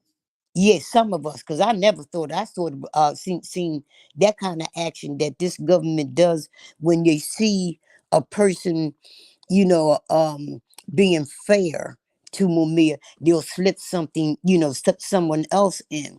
And a perfect example of that one was when the post-conviction hearing started on Mumia in 95, I believe. And the government had got as a DA a black man, and who came in the courtroom angry, and he looked like a pit bull, and Mumia, and he hadn't eaten a while, and Mumia was his meat. The judge, he was like, oh, Joey, his name was Joseph Grant. And like he was bringing in a celebrity, this Hitler spitting black man, and who was looking at Mumia like that, and looking at the other people like that. One day the man came into the courtroom. He walked over, he shook Mumia's hand, and he said on record that it is not characteristic of this man, to have committed that crime. The which crime words might be a little mixed up, but he was saying it wasn't characteristic of Mumia. Sable stopped the trial. Me, myself, I wasn't in the courtroom that day. And I'm always on the outside organizing. But they stopped the trial and had a recess until I think they went by a day. And when it came back, they came back with another person handling the trial, the case. And because That was their person, that their was a DA, wild time to the look at. district attorney who was sent there to take Mumia down, and after watching, and the crowds, we had the hallways packed with people, and all kinds of people. Busloads from everywhere. That's right. That's right. The outside of City Hall was surrounded. The center of City Hall was surrounded. And this black man must have felt the strength of the black people and the righteousness that was coming there. That the man that he looked like that pit bull that he would tear apart. He walked up. Movie said he was shocked when he put his hand out there to shake hands. And the judge was like, Sable, who was constantly nice, lost his mind. That's right. Lost his mind. Mm-hmm. Lost. He calls that the human factors in struggle, right? And that was before your time, so you missed all that. That's what we had to go back before Sabo for post-conviction release in the mid 90s after that first death warrant. I know. So I was what like, I I never wanted heard to this do before. was give people the background, a very, very brief background into the injustices that was leading up to what had happened, with Mumia, and the fact that he should have been home, and he should have been released, not only on the fact of given the appeal, but they should have released him, period, based on judicial law. Mm-hmm. That's right. But instead, they kept Mumia in there, and Maureen said very clearly, Maureen Faulkner, which was Officer Faulkner's wife, said very clearly, and the FOP, that they was going to keep Mumia in there until he died.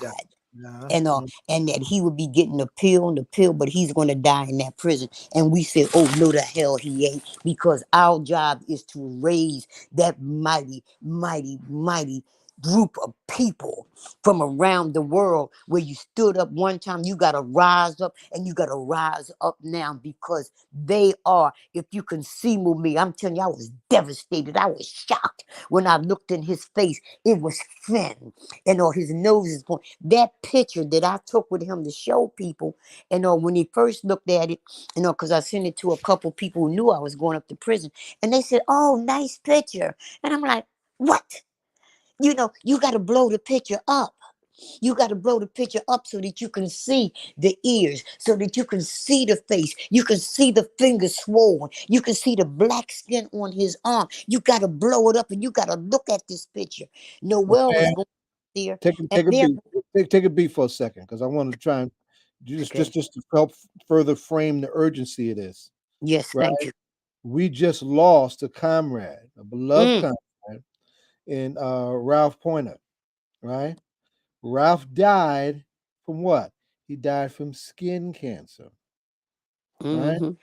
And so I'm saying that to say, we need to be looking at this with all matter of urgency, because by virtue of the way Mumia was mistreated around that Hep C and with the liver failure that he went through, he is very vulnerable to cancer. It's very vulnerable. That we could be talking about that, but if we don't get him the treatment that he needs, we sure as hell can't afford to find out the hard way, right? So I just wanted to just sharpen how you built all of that up in your very people's prosecutorial way. You killed it like you always do. And we want to appreciate also is that I mean, you're making a comeback of your own health, right? I want everybody to understand that, right? Had cancer. No, I don't mind you saying it. Yeah, you went through a serious health challenge and whatnot, right? And then Had cancer of the throat. That's right. Coming Didn't back. have a voice for almost a year. That's right. And that is cold serious. That is cold serious. So I grabbed our granddaughter over here, right? Because she's been doing such great work. Little warrior woman. That's right. And she's got some things, on the burner that are getting ready to happen. And of course, we need the ultimate, way we have to take this conversation is that what should we be looking to do next to help turn the corner in Mumia's favor, right? And both of y'all can jump in. Now Sophia, you've been patient. You've been patient with your crazy elders, right? Tell us what you got on deck for the end of the month. So yeah, we first of all, Mama Pam, thank you for all of that. It's always good hearing You on from mute? you, because I learn a lot from you, and each time we speak, I expect it to be an hour I plus. can hear So something faintly. oh, She's worked. She said I'm here. you So having thank you trouble. for that. You having trouble hearing Um, her, but she's okay. Go ahead. yeah, we're trying our best to. We're doing an event this month at the end of this month. The Free Mumia movement. We're having it the last Tuesday of this month, the 27th. And Brother Zaid, you know what your job is. You're on that panel. We're gonna have an intergenerational conversation, really about what is Black History Month. Like, what is it then? What is it now? And what does it mean for the future? Right? We know that it's a very important month, but yet we continue to see the things that we see in our society. We continue to do the fight that we fight, not just around Mumia, but many others like that. I'm So, hearing nothing. oh, so Pam, sorry. can you hear me? I hear you, but I don't hear anything Yeah, else. you can't hear Sophia, yeah. But she's talking about the event on February 27th. Go So ahead, Sophia. yeah, so it's an intergenerational event. It's coming up. We're gonna have the flyer out soon, and we're gonna definitely have a conversation between the elders and the youth.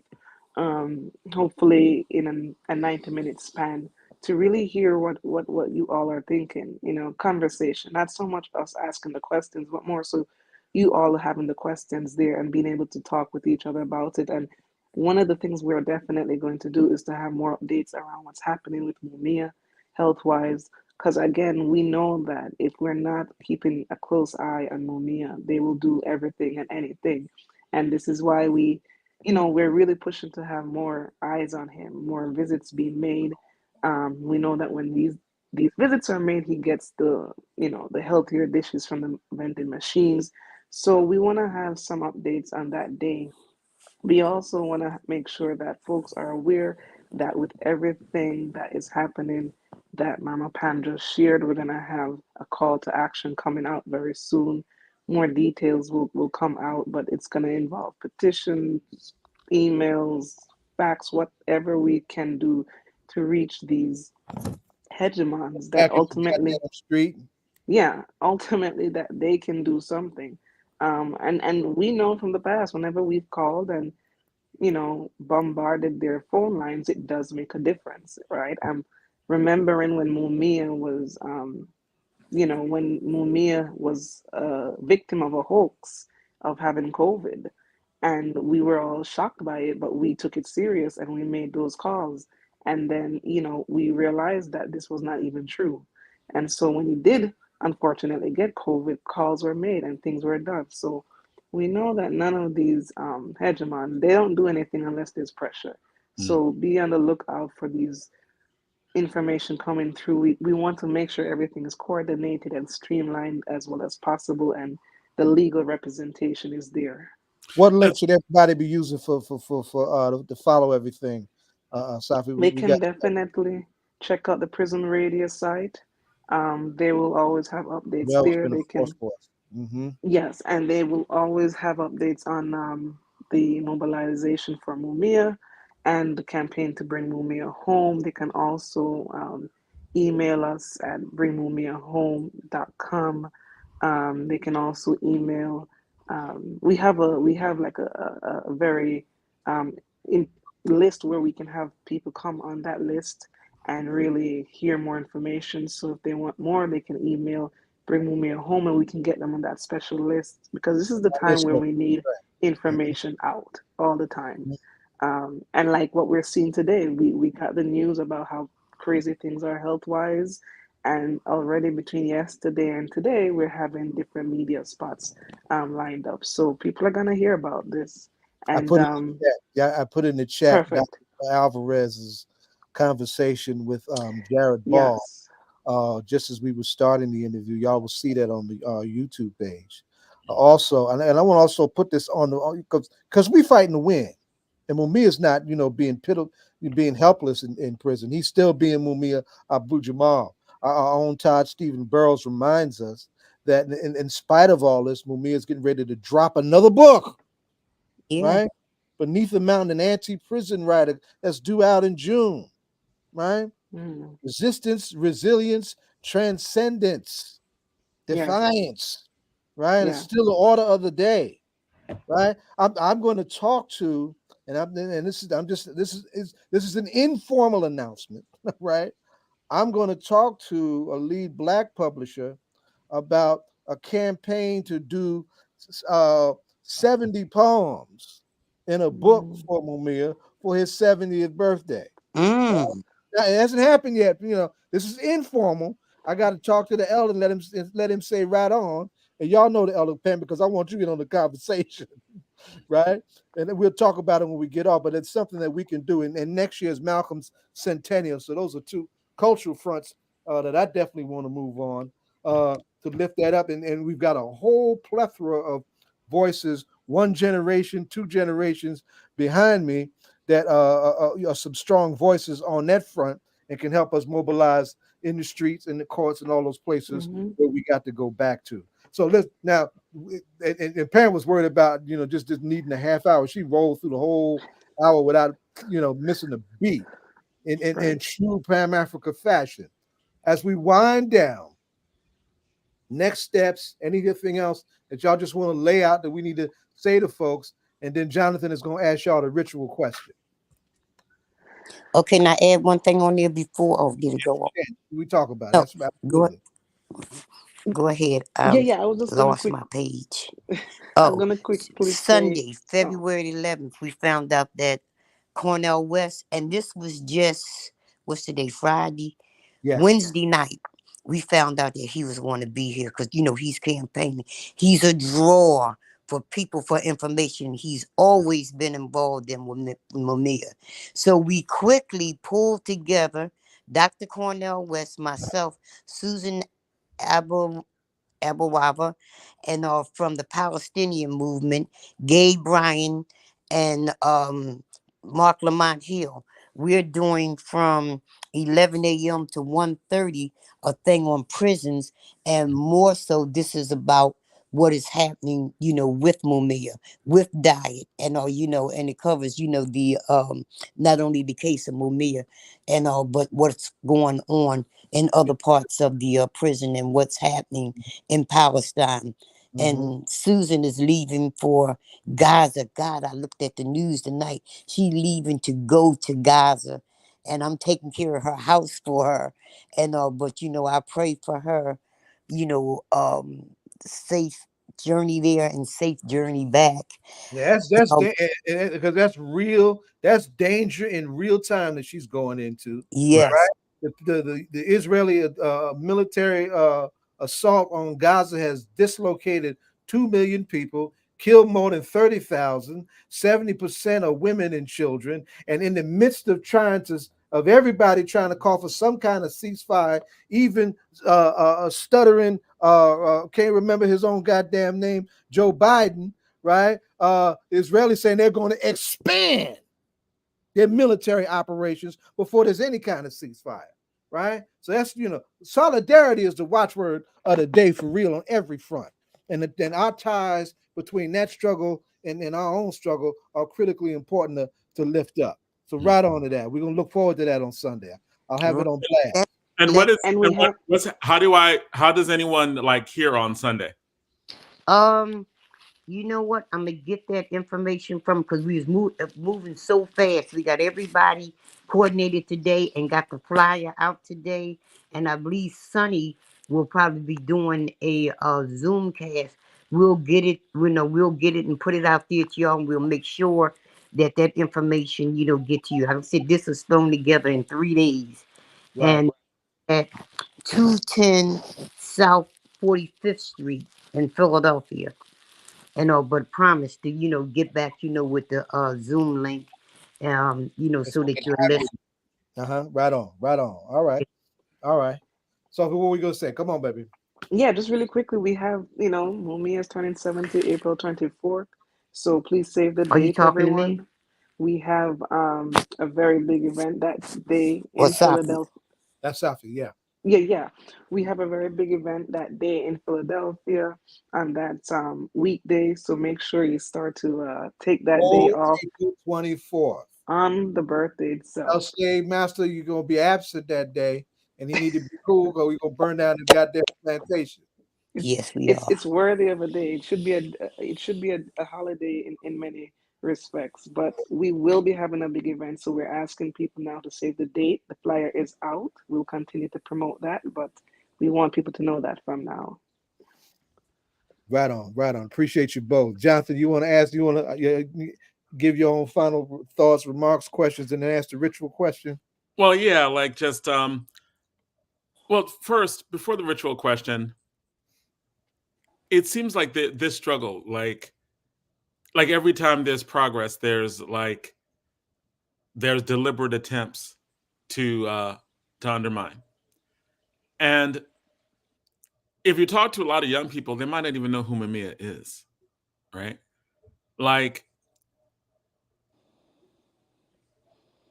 why have we not, like collective we, like, why have we not galvanized around our political prisoners so that it is part of like our mass movement, part of what we call for, like many of us call for reparations now. Reparations are mainstream. We talk about, the reparations debate in ways that have not been ever.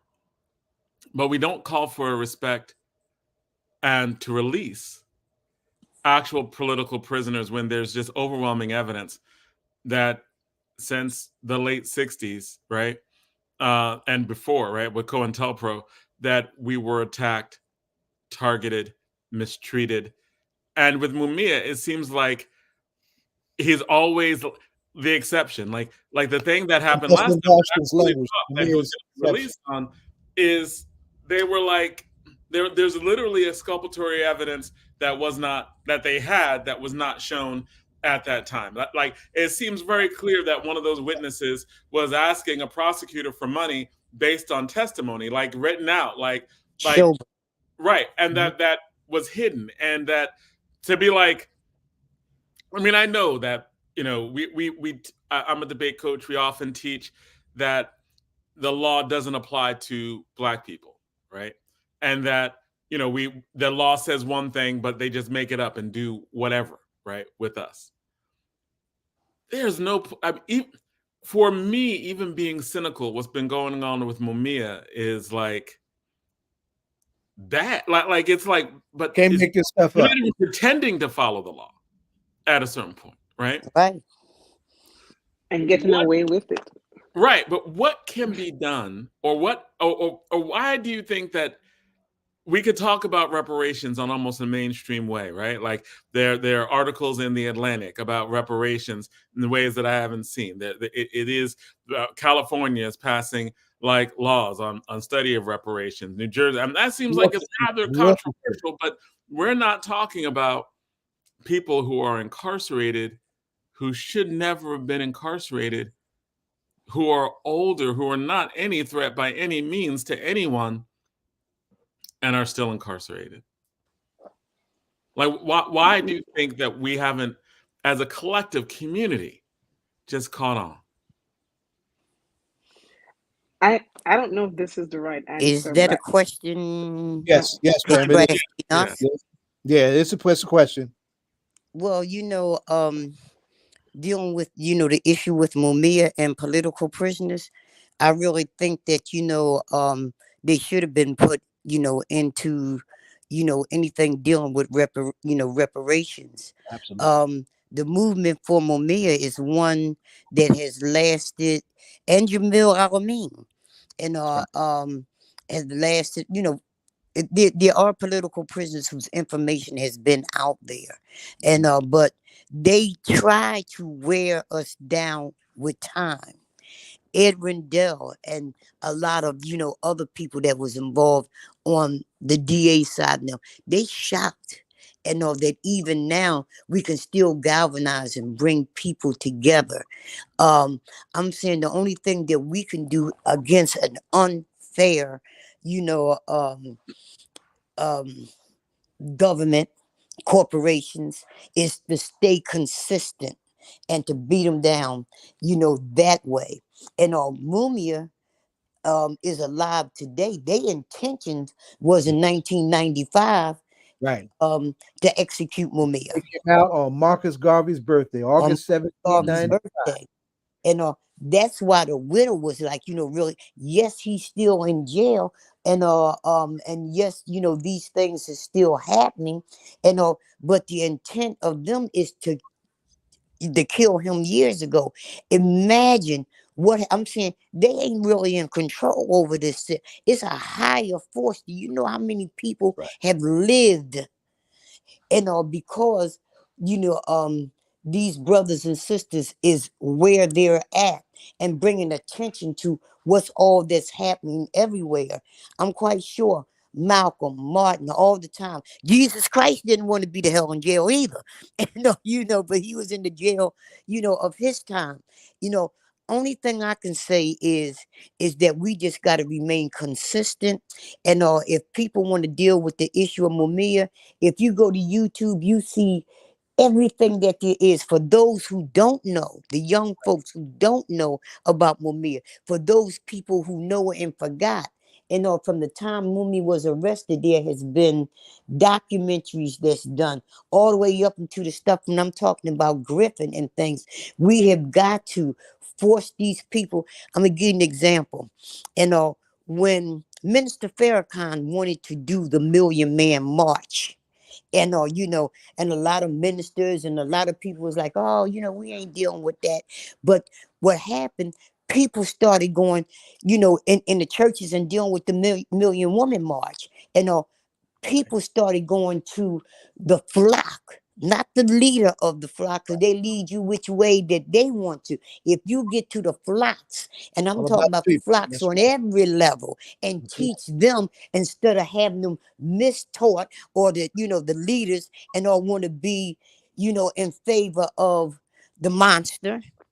And I think we have a better chance then. But a lot of times, and and I'm saying pressure got to be put on, the heads of things. But while you're doing that, they're not the main thing, because it's the bodies. It's the bodies, it's the people. The That's why people. we got to stay consistent there. And this, in this time and day, we're fighting and the internet, this media here, which is, everything that they got out here in media, except our, the people's media, and is geared to, you can't have a monster like Trump here. This dude should have been arrested a long time ago. But because of the media and these heads of different people, listening to, the lies and things, this monster still walks. The corporate state is okay with fascism because that works for them. Yeah. And I have a grandson, and me being who I am, and is influenced. He's a Trump person. He votes for Trump. He wear Trump shirts, Trump hats, and things. And I'm not going to sit and battle with this brother every day. He know how I feel. He know my work. He know what it is. And feed him information, but I'm not going to get in an argument over him. And it's another thing. I will not allow Trump to divide me from my grandson, because at one time, Pam Africa, Jeanette Knighton, Jeanette Patton, and didn't know no damn better. And I was a Rizzo fan. Mhm. Because the people around me Ain't none of us was. talking about revolutionary sky. Yes. I'm saying we wake up, but it comes from, I learned from somebody other than the people that I was around. And my eyes opened May 20th, 1977, when MOVE and this government was in a confrontation. And they wanted to kill MOVE on that day. That day, I saw something that I never seen before. I mean, other people had seen it before, and in dealing with the Panthers, BLA, the Civil Liberation Army, and all these things. I had never seen people stand up against this government like that, toe to toe, and tell them to come the hell on with it. That day, and listening, I was afraid of the Panthers. If somebody sat beside me with red, black, and green on, I was trying to get the hell on out the way, because I was taught that there was rapists. They robbed, they molested women, everything that this government is does on a daily basis. They said that was the Panthers. And my father, who sold liquor and paid cops off, paid judges off. It was not in his benefit, for him to have a daughter running around, with my fists up and wearing some red, black, and green. So he had to teach me, train me, get into the heart of me and throw me fear against that which I supposed to be moving closer to. And for my sake and for the sake of my children and everyone else. And he took me another way. And but I learned. All of a sudden, the Panthers consider me as, one of them. And we're together. And all those things that I feared, I learned who the real person was. So I'm saying we have just got to stay consistent in our battle, and constantly put the information out, and don't fear. And who I went through not only cancer, I went through some shit a couple years ago, dealing with my children, dealing with with the families and stuff.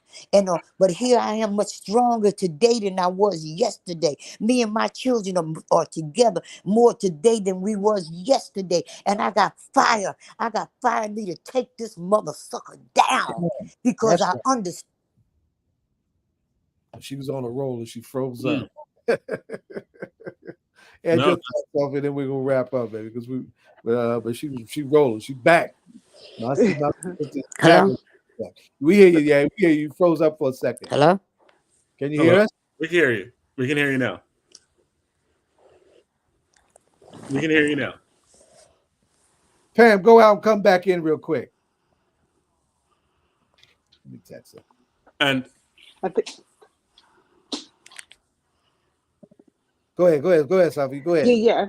I think one of the things I wanted to say in response to your great question is that we live in a country where so much amnesia tends to happen, right? We remember things in the moment, and it's all good and well, but I feel like so many people, even our very own, are veering from like the word slavery, and that once existed. And I think that when it comes on to political prisoners, first of all, this country doesn't recognize having political prisoners. So I just feel that people just don't look into it. Just doesn't seem like the popular thing to say, right? Like freeing political prisoners. Now, I understand what you're saying about the reparations, but I feel like that's also something that maybe was over time became more and more popular. So I think it's upon us who are revolutionaries, radicals, to make it more and more popular, because it's not about the elders who are political prisoners. It's about the man on the street who's getting pulled over right now by the police, maybe because of some post on Facebook that he posted about Revolutionary Mumia and was just minding his business, right? And doing what he does. And all of a sudden became a political prisoner. He was being surveilled. Many of us are being surveilled. Right. So you can see how it doesn't have to be someone in prison. You could just be minding your business and then you become that. And I just don't think people grasp how you can be doing your everyday 9 to 5 and you are a political prisoner. How you can be targeted for destruction just for going about and doing your thing. Right. So it just doesn't seem popular, I think. And I think people just don't want to believe that you can't work hard and pull your, what they say, pull your bootstrap, whatever the saying is. Right. You know, so some of these things come back to mind just to answer your question. But she's back. Okay. Hello? What happened? I don't know what's happened. I don't know. We wrapping up. You turned on the gas all the way. No, John, you answered his question. Thank you. John jumped in. Thank you. Yeah. You John, right question. Right. So go ahead, Jonathan. Go ahead. So I was going to ask. We are a political hip hop show, so we always do ask. So who's your favorite hip hop artist, individual or group, and who are you rocking with now, or who inspires you? It could be anyone. And this is the questions for both of you. Go first, young one. I'm almost embarrassed to answer this question. I haven't been listening to the music nowadays or anything like that. I really don't have time for myself. You know what? I'm going back to Rich Boy, that rapper, way back when. Okay. I don't remember if folks know him, but he looks like Ray Charles. And so I've just been going back to some of the old school hip hop. So he just came to mind since I was playing some of his music. But I'm very much you know, I'm very much into the old school. So I feel like I've been listening to a little bit of, like, the Spinners and those kinds of folks just to calm Last the mind. living member of the Spinners just passed away last week. Yes. See? Yeah. So that kind of music for the moment. We'll see what happens. So this is Rich Boy. Rich Boy. Okay. That's him. Yeah, it was a good song. I'm not going to lie. Compared to what I'm hearing today, I'm like, I appreciate what he did back then. Fair enough. Mine was Most Def was one, Public Enemy, and Immortal Technique. Okay. All of them have helped us for Mumia too. Yes. All these, people have stood on the front line, regardless of them. Michael Franti, he's not hip hop. I don't know. But these are people who have, not only dealing with Mumia and when Vieques was happening, and they've been to Palestine, and they deal with prison, issues. And I'm quite sure it's a lot more, but my mind is just not working on, to everybody. And I know a whole lot of them, and that are my favorites. I just can't really, pull them up. But I do remember Immortal Technique. I am mesmerized by Love Tech. the strength, that brother. And like when he go to rapping about the wrongs of this government, I watched him progress, and to the way he talked about women, to how he revered women, and how he is non-compromising and dealing with the situation with, and he stands firm. He stands firm. And and I love that about that brother. I love that about those brothers and sisters and all that, that stand firmly and putting out information and haven't been broken down, by this government. But I would still have to say, amongst them all, my favorite is Immortal Technique. Immortal Technique. Yeah. And I hate to put them like as one against the other. I like them all. All right, it's not Yeah. it's not an order. It's just who you rocking with. It's all together. They're all working together, right? Dead prayers. Oh my God. Oh yeah. Mm-hmm. Yeah. Don't get the elder remembering stuff. Oh Yeah. we appreciate you. We appreciate your memory. We appreciate all of it. I appreciate y'all and thank you so much. And being able to get this information out and is good medicine. Yeah. It's good medicine. And because I was bottled up. I did a couple of shows and things today. And because just the thought right now while we're sitting here, what this brother is going through, what Leonard Peltier is going through, what Jamil Alameen is going through, right now, and others who don't even have a platform. And that is suffering from the food that that they eat, the water. Just as we're doing that too. And but a lot of us know it, but we still, that fight gotta be for them inside the prison would die. But we gotta fight for ours. We gotta fight for food that is, healthy for our bodies. That stuff they get in the supermarket. That's not polluted. That's right. It's all fake. It's killing us. Just like it's killing them brothers inside the prison. So not only do we have to fight for them, we got to fight for ourselves and stop hallucinating that we got it better than them. We don't. That's right. So true. Well, thank you. Thank you so much. And, we've got to have you back on for all kinds of stuff to talk about. We appreciate you. We appreciate Thank you. Thanks everyone. Because I feel a whole lot better now. Okay. We appreciate your time and thank you. No, thank you both. Thank you both. Yeah. Right. So that's for this very, very special segment. All politics are local. This was good. Thank you very much for producing this, Zaid, because we always love and always informed when we have Pam Africa on, giving us up, whether it's giving us updates about Mumia or talking about environmental movements or talking about food and food organization was one of the prime pioneering organizations for what we now call environmental justice. Right. Full comprehensive environmental rights, water, animals, all food sources. They were the first to be like getting into food supply and like all that. Yeah, I think Immortal Technique and Rebel Diaz, absolutely, right? Yeah, right on. Thank you for those remarks. Right on, RB Wilk. Right. We agree. Absolutely, man. So, Zaid, I got a question for you. You got a question for me? Got a question for you. Yes, I might be a little crazy. I'm kind of crazy. I mean, I got it. But, I mean, I'm reading papers, getting into what's going on, and there's. What happened to Timo? He was trying to get on. You said what? Right. He apparently was getting on and ended up getting off. So I was trying to reach him, make sure that he had the link. So hopefully he comes back on. So Larry, if you're around, we love having you back on, man. So let me know.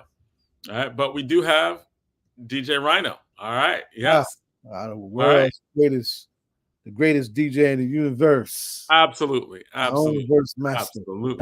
Absolutely. Beat maker. Yep. Yeah. So, Zaid, I was trying. He's rocking his own gear today too. Yep. I see. All right. I see. All right. And Zaid, I was going to ask you a question, right? So I'm looking at the news. I'm looking at, the Supreme Court yesterday talking about whether Trump should be on the ballot or not. He's going to be on the ballot in all 50 states. I have no doubt. Right. Then, whether he's going to get immunity or not. And then I'm looking at, the White House special counsel when it was like Biden's crazy. Like he got no memory. He's like, he couldn't remember yesterday, 2 days ago, right?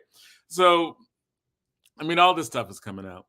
And, I mean, we have a lot of Black people talking about voting for Trump. I saw, and this may lead into the hip hop section. I saw, Sexy Red talking about, right, like Trump was great, gave us these stimulus checks, right? Like, and we know Reverend Tillard, right? When we talk about Trump, it's not like, oh my God, danger to democracy, it's a threat, right?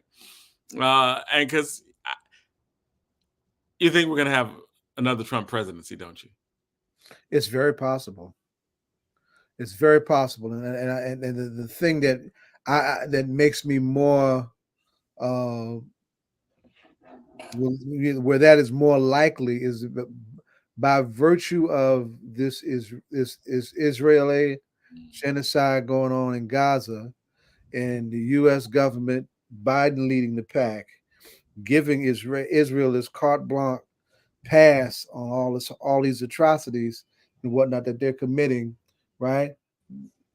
They're losing. Trump is beatable. And Trump is beatable, right?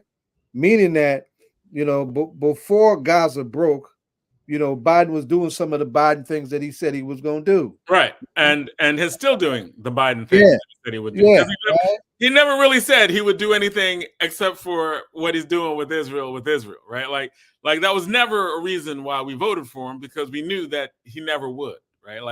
Like when in the beginning of his term, it was just a non-thought, right? Like a lot of people had totally forgotten about the Palestinian situation, and the talk about the Middle East was whether or not Saudi Arabia was going to get a deal with Israel. Right? That was the main thing that was going on before, October 7th. Yeah, and I mean, but the base of support that he needs and that he would be more likely to claim, and he did in the last election, was young people across the spectrum, black, brown, and white, right? And now you have an emerging Arab American voice, right, that is getting political in a way that they're saying, look, bro, you can claim them all you want, right, but they don't exist in a vacuum on this earth. Right. Other Americans you need to be listening to, right? And there's Michigan. We voted for Michigan, right? Like everybody's like right now. Michigan is a bellwether state, and they're letting them know. We voted for you then, but you keep this up, your ass will be out of office. That's why this headline I put up here just now, right? Because this is one where, to your issue specifically, he's like, he's very much like, in private marks to Arab Americans, Biden aide expresses regret on Gaza, right? But he's doing it quietly behind closed doors, but releasing it to the Times because he's doing all this dancing. And it's interesting, right? Because we're debating about this a lot. I'm a debate coach. This is one of the issues that's actually being debated pretty rigorously. And the wild part is that based on who Netanyahu is, and based on the stuff I've been reading about the tension between, because basically Netanyahu wants Trump to win. So this is a no-win. This is a win-win situation for him. Oh yeah. Right? Like he actually does want Trump to win. He knows, right, that his interest and the right-wing interest in Israel would be much better off under Trump than Biden, right? And and the Biden administration is like doing this dance where behind closed doors, they're like, what are you doing?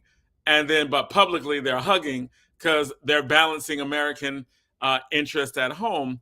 But one thing that kind of is clear is that if Biden were not supporting Israel publicly, as bad as what they are doing right now, as horrible, as horrific as the bombing, all the other stuff they're doing right now, Netanyahu would have gone to war with Iran. It would have been a full-blown war. He would have gone to war with Iran. he would have committed, like, I think that it would have been not early stages of genocide, but late stages, because I do think Netanyahu is one of those, like, he's an authoritarian. He was trying to be an authoritarian in Israel. He don't have a problem with genocide or ethnic cleansing. Not at all. Right? Like, he does not consider Palestinians as humans, and he's never made any qualms about being like, no, I don't want a two-state solution. Palestinian state. That's right. Right. He's like, one state solution. And he says it to the administration's face. So he's literally telling the Biden administration to go F themselves. And he's doing it over and over and over again as a campaign slogan. Because he's like, the leader of Israel needs to be strong enough to take the hundreds of millions of dollars from the United States and tell the leader to go F themselves, as he did Obama, and got away with it. Yeah. So it's really, I think, a complicated situation, because even like Trump was like, Jerusalem will be the capital, right? Like the levels on which total violation of international law. Right. The levels of which the Trump administration is down with Netanyahu, and Netanyahu, I think, is to the right of Trump. Like, I think Trump is far right, fascist level. I think Netanyahu is further right than that, and has demonstrated it with, like, him trying to take over the courts in Israel. He was trying to be like, the courts can't tell me what to do in Israel. He was being protested against wildly before this happened, because people in Israel were like, you're an authoritarian, you're a fascist, we need to get rid of you. So now he's using this for massive amounts of leverage. So I think that even on this, right, I think Biden's losing political support. I think that Netanyahu is doing what he's doing because he doesn't care about that. And he would as a win-win situation, because he'd rather have Trump in the White House. So I agree with you. And I think that this is a political minefield for him, and one which he is losing badly. And it could, unfortunately, cost him the election by alienating too many people, by just not standing up for what we all see, right? Like there's no one objective is like murdering 25,000 people, 22,000, 25,000 people, right? Around that number is a good thing, when most of them are innocent women, children, like close to half of them have been kids, right? That we are calling the bombing indiscriminate. Like, the United States has said the bombing is Joe Biden has said the bombing is indiscriminate, even though he tried to walk it back, but he has said that publicly, right? So when South Africa brings up, like, genocide, you committing genocide to the International Criminal Court, and the International Criminal Court was like, you might have a point, right? Like they didn't say no, they didn't say it was frivolous. The International Criminal Court, the court that was created to prevent genocide, the court that was created as a result of the Holocaust, right? Was like when the charges were brought by South Africa, who was an apartheid government. That's right. When they brought those charges, they didn't say, right, this whole court didn't say frivolous. They didn't say, what? No way. They said, you might have a point, Israel. You need to like that's a powerful statement for the international court to tell Israel. That's right. That they needed to respect the Genocide Convention. Yeah. You need to because there's a real possibility, based on what we're seeing, you not doing it. Right? Like, they starving people, they cutting off water, they bombing places. Right. How many journalists have been killed? How many doctors have been killed? Oh my God. Right. And this is all playing out on our TVs. Like, we're seeing on TV people get executed, right? Like, I'm watching PBS, and there's an unarmed, older, middle-aged Palestinian who's walking, right, with other people to try to get help or aid, right? And he just gets sniped. Like, you see on PBS, you see like a 15-year-old boy get murdered in front of his father, right? Both unarmed, both clearly unarmed. All of this is filmed and orchestrated to the point where it's like, yo, like, Netanyahu does not care. No. Not a little bit. Not even a little bit. And he's But, got more than half of that population in Israel agreeing with him. yeah, because Trump has got a solidly mobilized chunk of support of this population agreeing with him. right. Those dangers, the danger is real. The thing is this, and coming back to the Supreme Court question. Supreme Court question is a real important question, but he stacked the Supreme Court with right wingers, right? Yeah, Trump did ignite an insurrection, Right. That clause does exist for a reason, right? The state of California and the state of Maine were correct to raise that. He should not get a pass. Right. However, I'm of the type that I don't think that should have ever been brought by those states. Only in that I because the liberal justices in the court were saying the same thing I was saying, same other people saying, as in like, who's to stop? Like, if there's no clear standard of when insurrection is taking place, as in if he's not convicted of the crime insurrection, if the crime has not even been brought, like the federal government should have brought insurrection as a crime against him and tried him for that, right? That should have been done quickly into the Biden administration based on what happened in 1-6, also based on the congressional hearings. They had enough evidence to charge him with that. They did not. And so I'm like, at that point, every state can make up its own standard for when someone has committed something that was like insurrection, and throw people off the ballot. And I mean, we always know that those rules get used against Black people more than anything else. So even if they try to use it in Trump in this situation, it will be used. If it's successful, they'll use it against Black people, and they use it against ways that we don't really, have not anticipated. But if it can be anti-Black, it will be used for anti-Black purposes. But you know who lifted that up to me a while back, and I have to go see her. I haven't seen her in a minute. Right? Is Amina Baraka, the mayor's mother. Right? We were just kicking. I had given her one of my manuscripts that I want her to do some writing for me on, and we were just kicking it, And she said, "Ain't nobody," and she talking about how she fusses at Raz, why you ain't talking about this, It's right there, And then finally it comes up, and the will. There has been a sheer lack of political will by those who have at their disposal the levers to hold Trump and those like him accountable. They just have not demonstrated the will to do that. There should have been a federal move on him, just like they investigated some of those folks that actually, broke the windows and tore stuff up, right, and attacked the police, right? There should have been a federal investigation that came right out of those hearings a couple of years ago. Yeah, and brought him up on those charges. Absolutely. But you know what I think is even more important than all of that stuff? Like one of the most important things is that ultimately, right, it's not that Biden himself as an individual is like important, right? I think that the thing that's important though is all the activists and the activist work, like whether it be environmental activists, whether it be the anti-violence activists, like that have been able to push their agenda with this administration in ways they would not have been able to push their agenda in another administration. And I think that unless that message gets out loud and clear, like unless the activists that have actually been empowered, right? Like all the anti-violence stuff, there's an Office of Anti-Violence. Listen, right. I just came back from Washington, right? Kids wanted to go to the Y. I'm like, why? I'm just being cynical.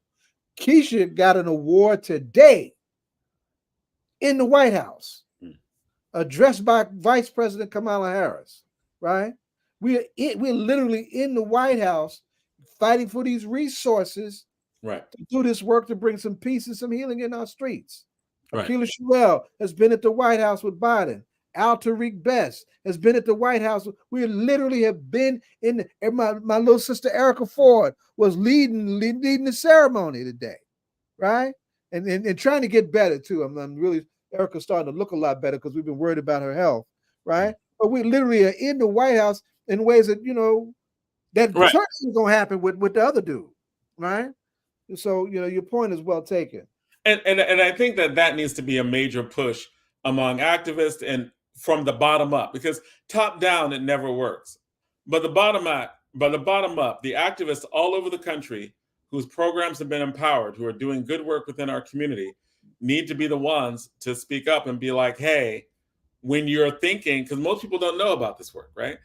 Like, if you're not an activist and you're not really into it, you don't know, right? So a lot of people are like, well, he hasn't done anything. There's no difference between the two. But I think the good thing about this administration above others is that for the first time, really in my recent lifetime, local activists have been bottom up. Yeah, it's been a long time. Right. It's been a bottom up kind of thing, right? In terms of policies have been bottom up. A lot of the initiatives, like they've been basically bottom up, telling the federal government we need this, and then going top down. Mm-hmm. Like Newark did this thing with lead pipes, etc. And then that was bottom up.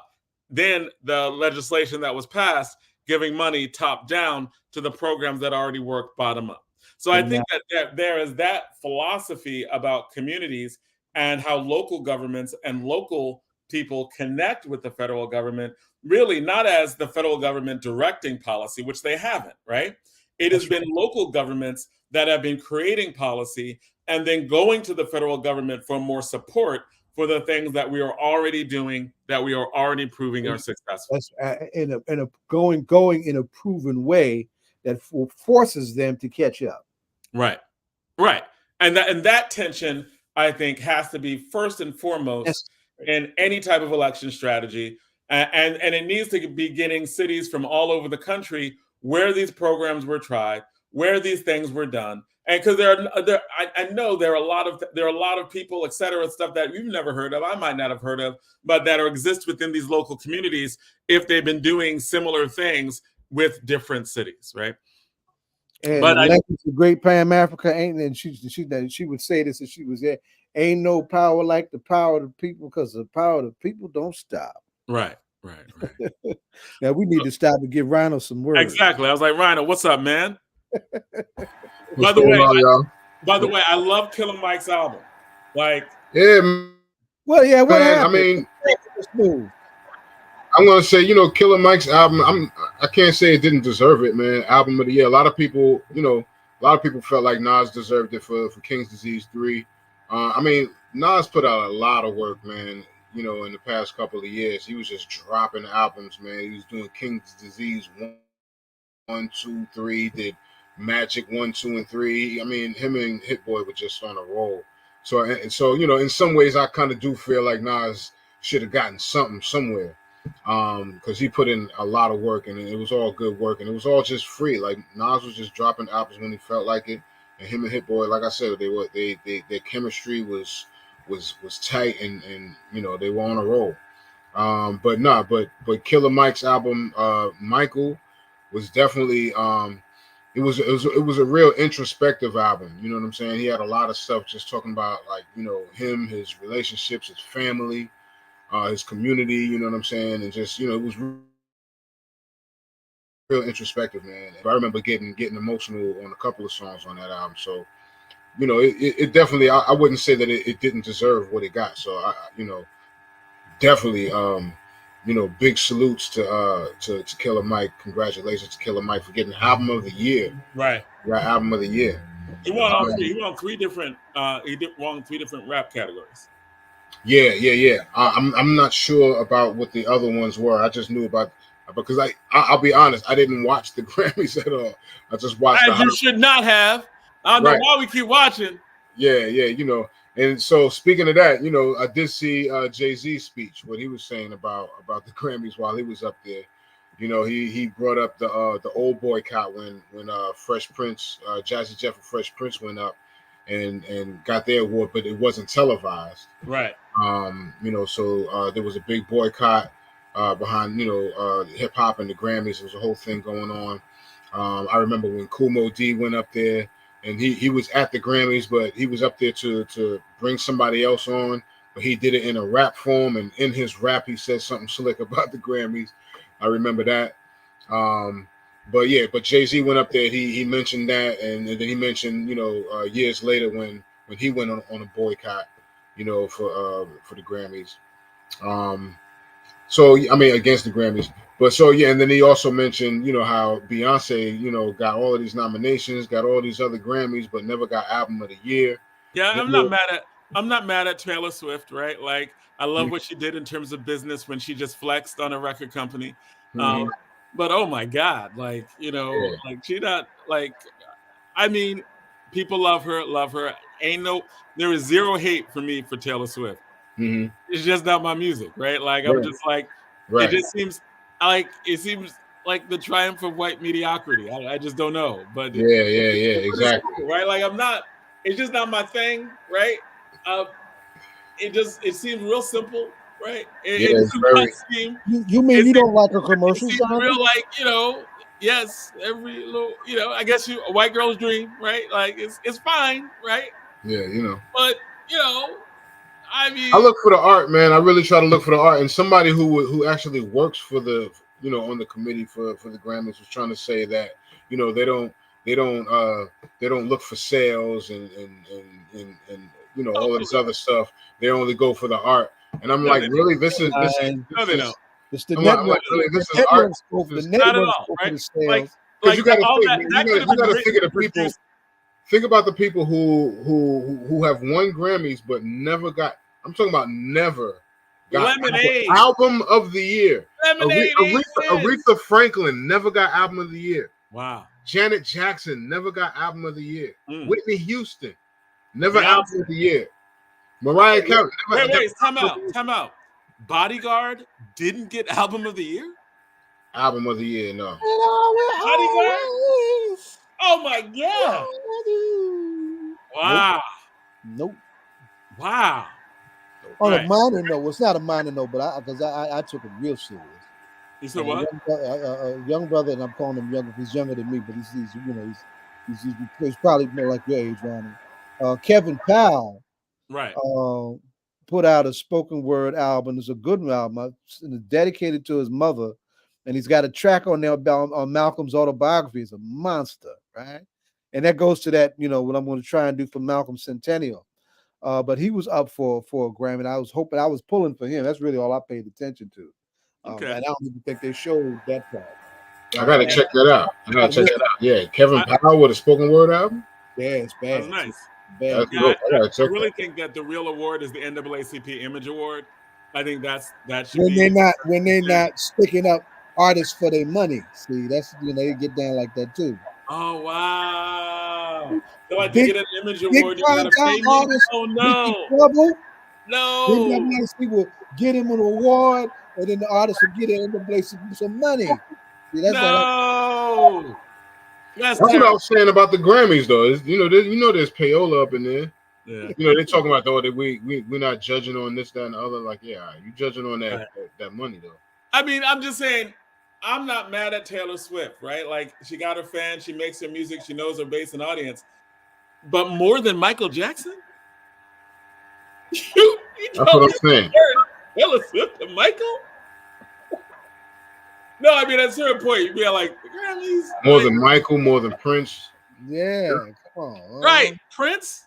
Come on, man. Really? Prince? Michael was a transgenerational figure.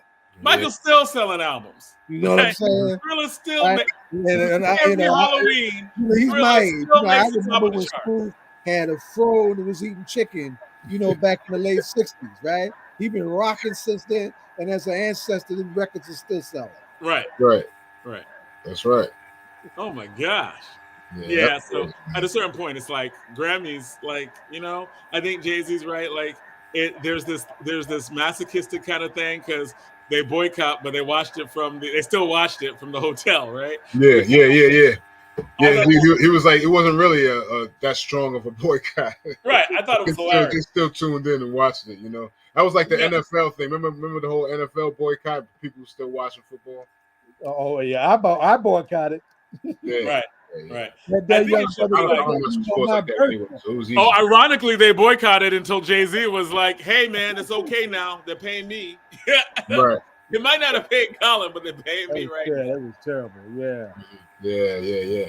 But the award that Jay-Z got that night at the Grammys was the Dr. Dre Global Impact Award. That's what it was that receiving when he made that speech, though. Yep, and Killer Mike won for best rap song, best rap performance, and best rap album. So he swept of the rap categories. I think he was the first one to do that, and that was like a big deal. It is amazing. Now, do you know like the history behind Magic 2 and 3? Right, like I know there was like he just put. You're right. Nas is putting out albums. He put out 3 King's Disease albums. He put out 3 Magic albums, one that was a while ago, and two in 1 year. Like Magic 2 and Magic 3 are in 1 year. Yeah. What is the story behind like the Magic series? I'm not sure, man. I'm not sure. I gotta look deeper into that because I'm not sure. I just like I said, I just know him and Hit Boy were just moving, man. They were just coming up with stuff, had mad material, and they were putting stuff out. But yeah, I'm not sure. I got to look into that because it does seem a little bit mysterious the way he was doing, like the videos. If you've seen any of the videos from the Magic album, especially Magic 3, some of the videos are real mysterious looking.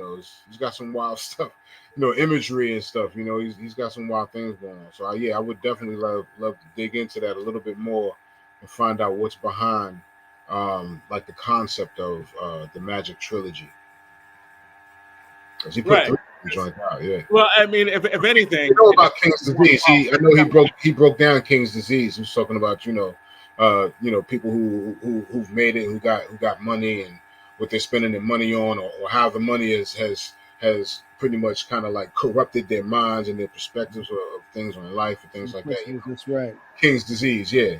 But I got to look into the Magic concept though. So listen, so what's the story about them, coming to the Grammys, watching Killer Mike get all them awards, and then arresting him, right? Handcuffed. I don't know, man. All I heard so far is that they arrested him for an assault that didn't occur. Right. That there was an overzealous officer, and him and his people got confused about what door to go out, and then some officer tried to check him. Yeah. Like I don't know, maybe it might have been a Nas fan or something like what? Hey, like the police officer might have been, I don't know, he might have been like, a Nas fan.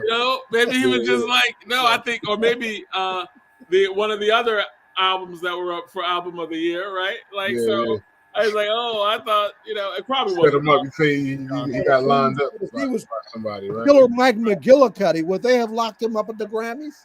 Yeah, right. Right. Yeah, man. But yeah, so that was interesting. Another one who felt snubbed at the Grammys was Travis Scott, and people were saying that the ending of his performance when he was throwing the chairs and doing all of this stuff on stage, they said that wasn't originally part of the show. That was him venting because he didn't win anything. So I thought it was funny because there were folding chairs, so I thought it was like a nod to the folding to Montgomery or something, Right. Oh yeah. Yeah, that's what I was thinking too when I saw the chairs. I thought that too. But that was wild. Also, another thing that I came across in rap news, man, was Snoop and Master P were suing. They're suing Walmart and Post. Post consumer brands like Post cereal. Oh, okay. Yeah, they're suing them because they originally were doing some business with them. Snoop has his cereal out, and something was going on where I think Post was trying to basically buy the cereal off of Snoop, just try to buy him out. And Snoop wasn't having that because he's trying to hold on to the legacy, pass things on to the family and all of that. So he wasn't trying to get bought out. And since that decision, Post and Walmart were doing stuff like basically hiding the cereal, like not putting it on the shelves. You know what I'm saying? Not putting it on the shelves and keeping it hidden. You know what I'm saying? So that they wouldn't get any sales, wouldn't get any, people wouldn't get any knowledge of the cereal. So they took them to court. They took Walmart and Post Consumer Brands to court, and they suing them, man. So okay, Big ups to I didn't know about that acquisition. Yeah, man, straight sabotage, man. Yeah. So in other words, they were post and the cereal company. There was a cereal war. The cereal companies were trying to knock them off the shelves. Yeah. So so Master P has his own cereal line. Yes, I believe him, and honestly, I think he has something to do with the Snoop cereal.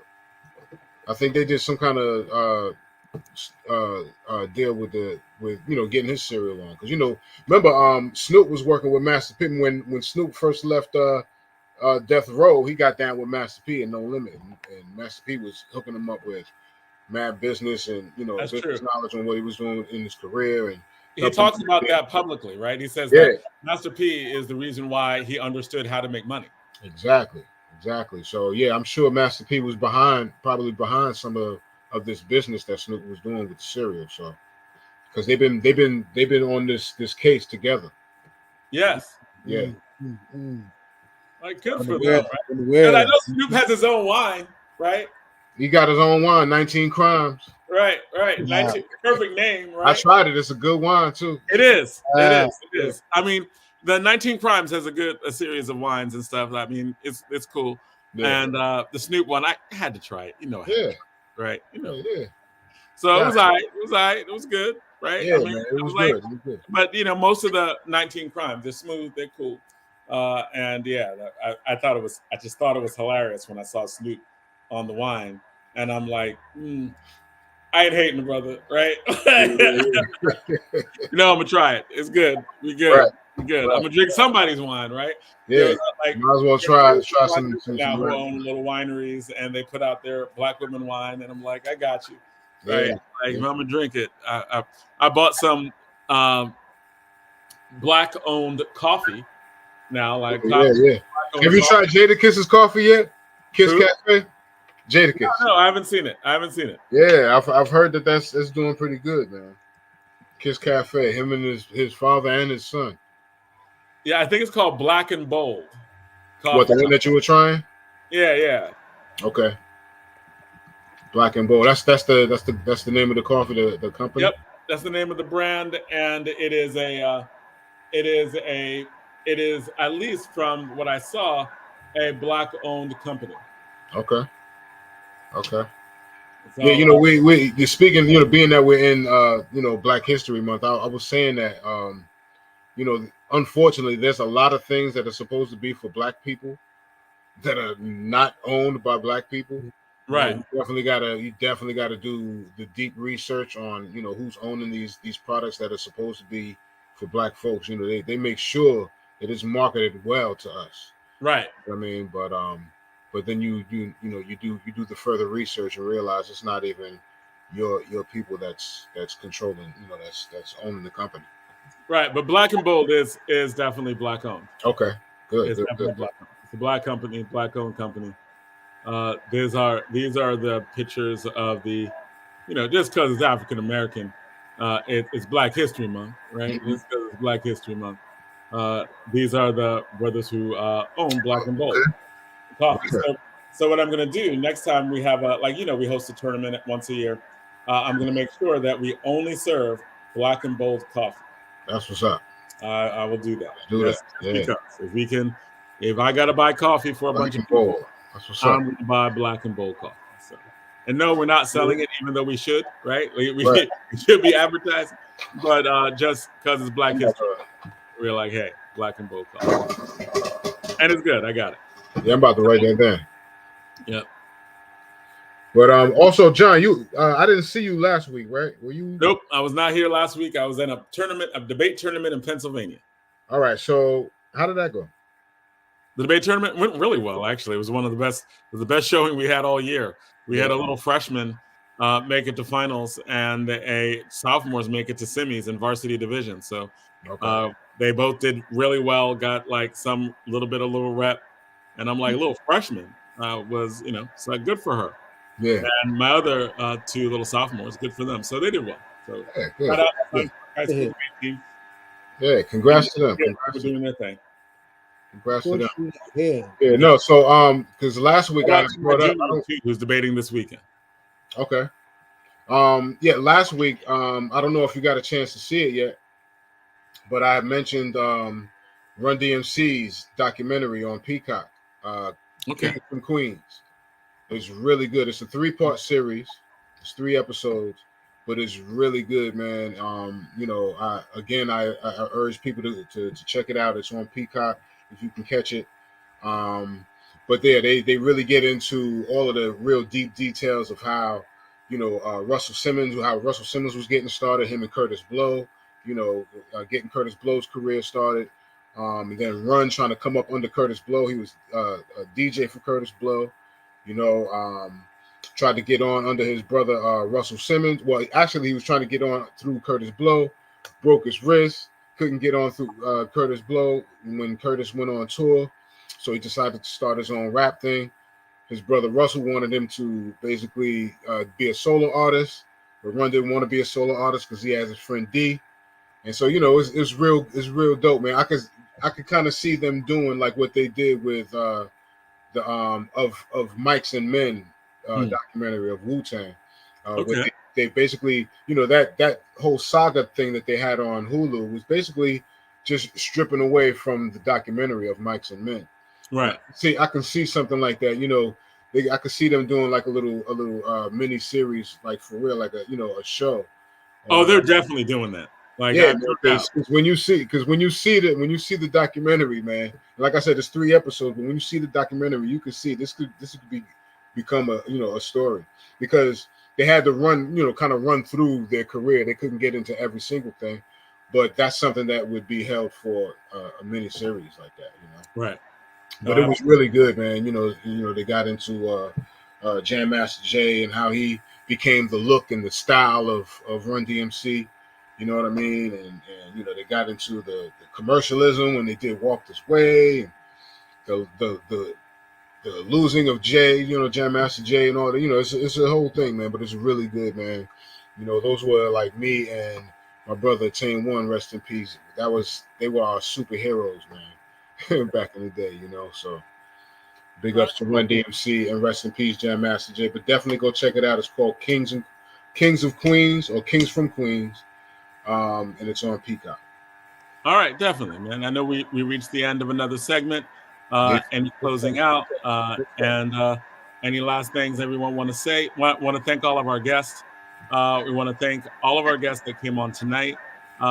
We want to state from, because we had a great series of guests from the I believe Matt Stevens, who was did the scholarships, and that was great, and the book and the Black College information, financial aid information. Want to thank our guests also who came on. We want to thank Reverend Conrad Tillard for coming on every month like he always does. We appreciate him. Appreciate his views and the back and forth we always have. Thank Pam Africa for coming on as well, and also for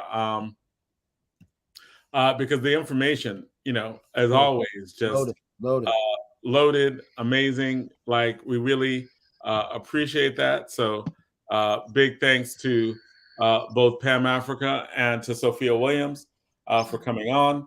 Big shout out to Larry Ham, chairman of People's Organization of Progress. He was trying to come on earlier, but I know he had a lot of events because he's running for the U.S. Senate. So I know he had events as well, and he's got an autobiography coming out. So we're going to have him back on. So I give him a shout out anyway to have back on, and that. So thank all our guests for coming on tonight, and any shout outs before we go to until next week. Well, I want to shout out for tonight being our introduction of our extra hour. So tonight we're going to go all the way to 10 o'clock p.m. Yeah, Donna will be doing that by herself. The Donna King show. Notice how she gets off for like 2 hours, right? She jumps on for the last segment, don't want to leave. All right. Love y'all, but I just want to shout out also for just our our audience always being there, our faithful followers who show up. But keep listening. If you guys have any idea that you need us to research and bring the information to you, let us know on Facebook. Inbox us, and we love to hear your ideas. And we're just starting out 24 is going strong. I need everybody to get engaged in voting and be a part of this democratic government we're under, and just no time for falling asleep, guys. We have to be really, really serious about our government and being participants and not being on the sideline like a participant, because as Chairman Larry Hand would always say at our meetings, when we would meet for the People's Organization of Progress, I'll never forget that Hitler was voted in. So guys, be engaged and just be a part of what goes on, and don't be affected by things that are happening, and don't be reactive. Be a part of the decisions that are being made. Absolutely. That's it. Vote, vote, vote. All right. So, Zaid? Yeah, two things. One, February 20th, we are in court, 3 o'clock at the Martin Luther King Federal Building, 50 Walnut Street. Judge Arleo's courtroom as a hearing on the status of the consent decree over the Newark Police Department's reform effort. Right, there's a push to try and end that, and then we saying slow that train down because they ain't all acting right yet.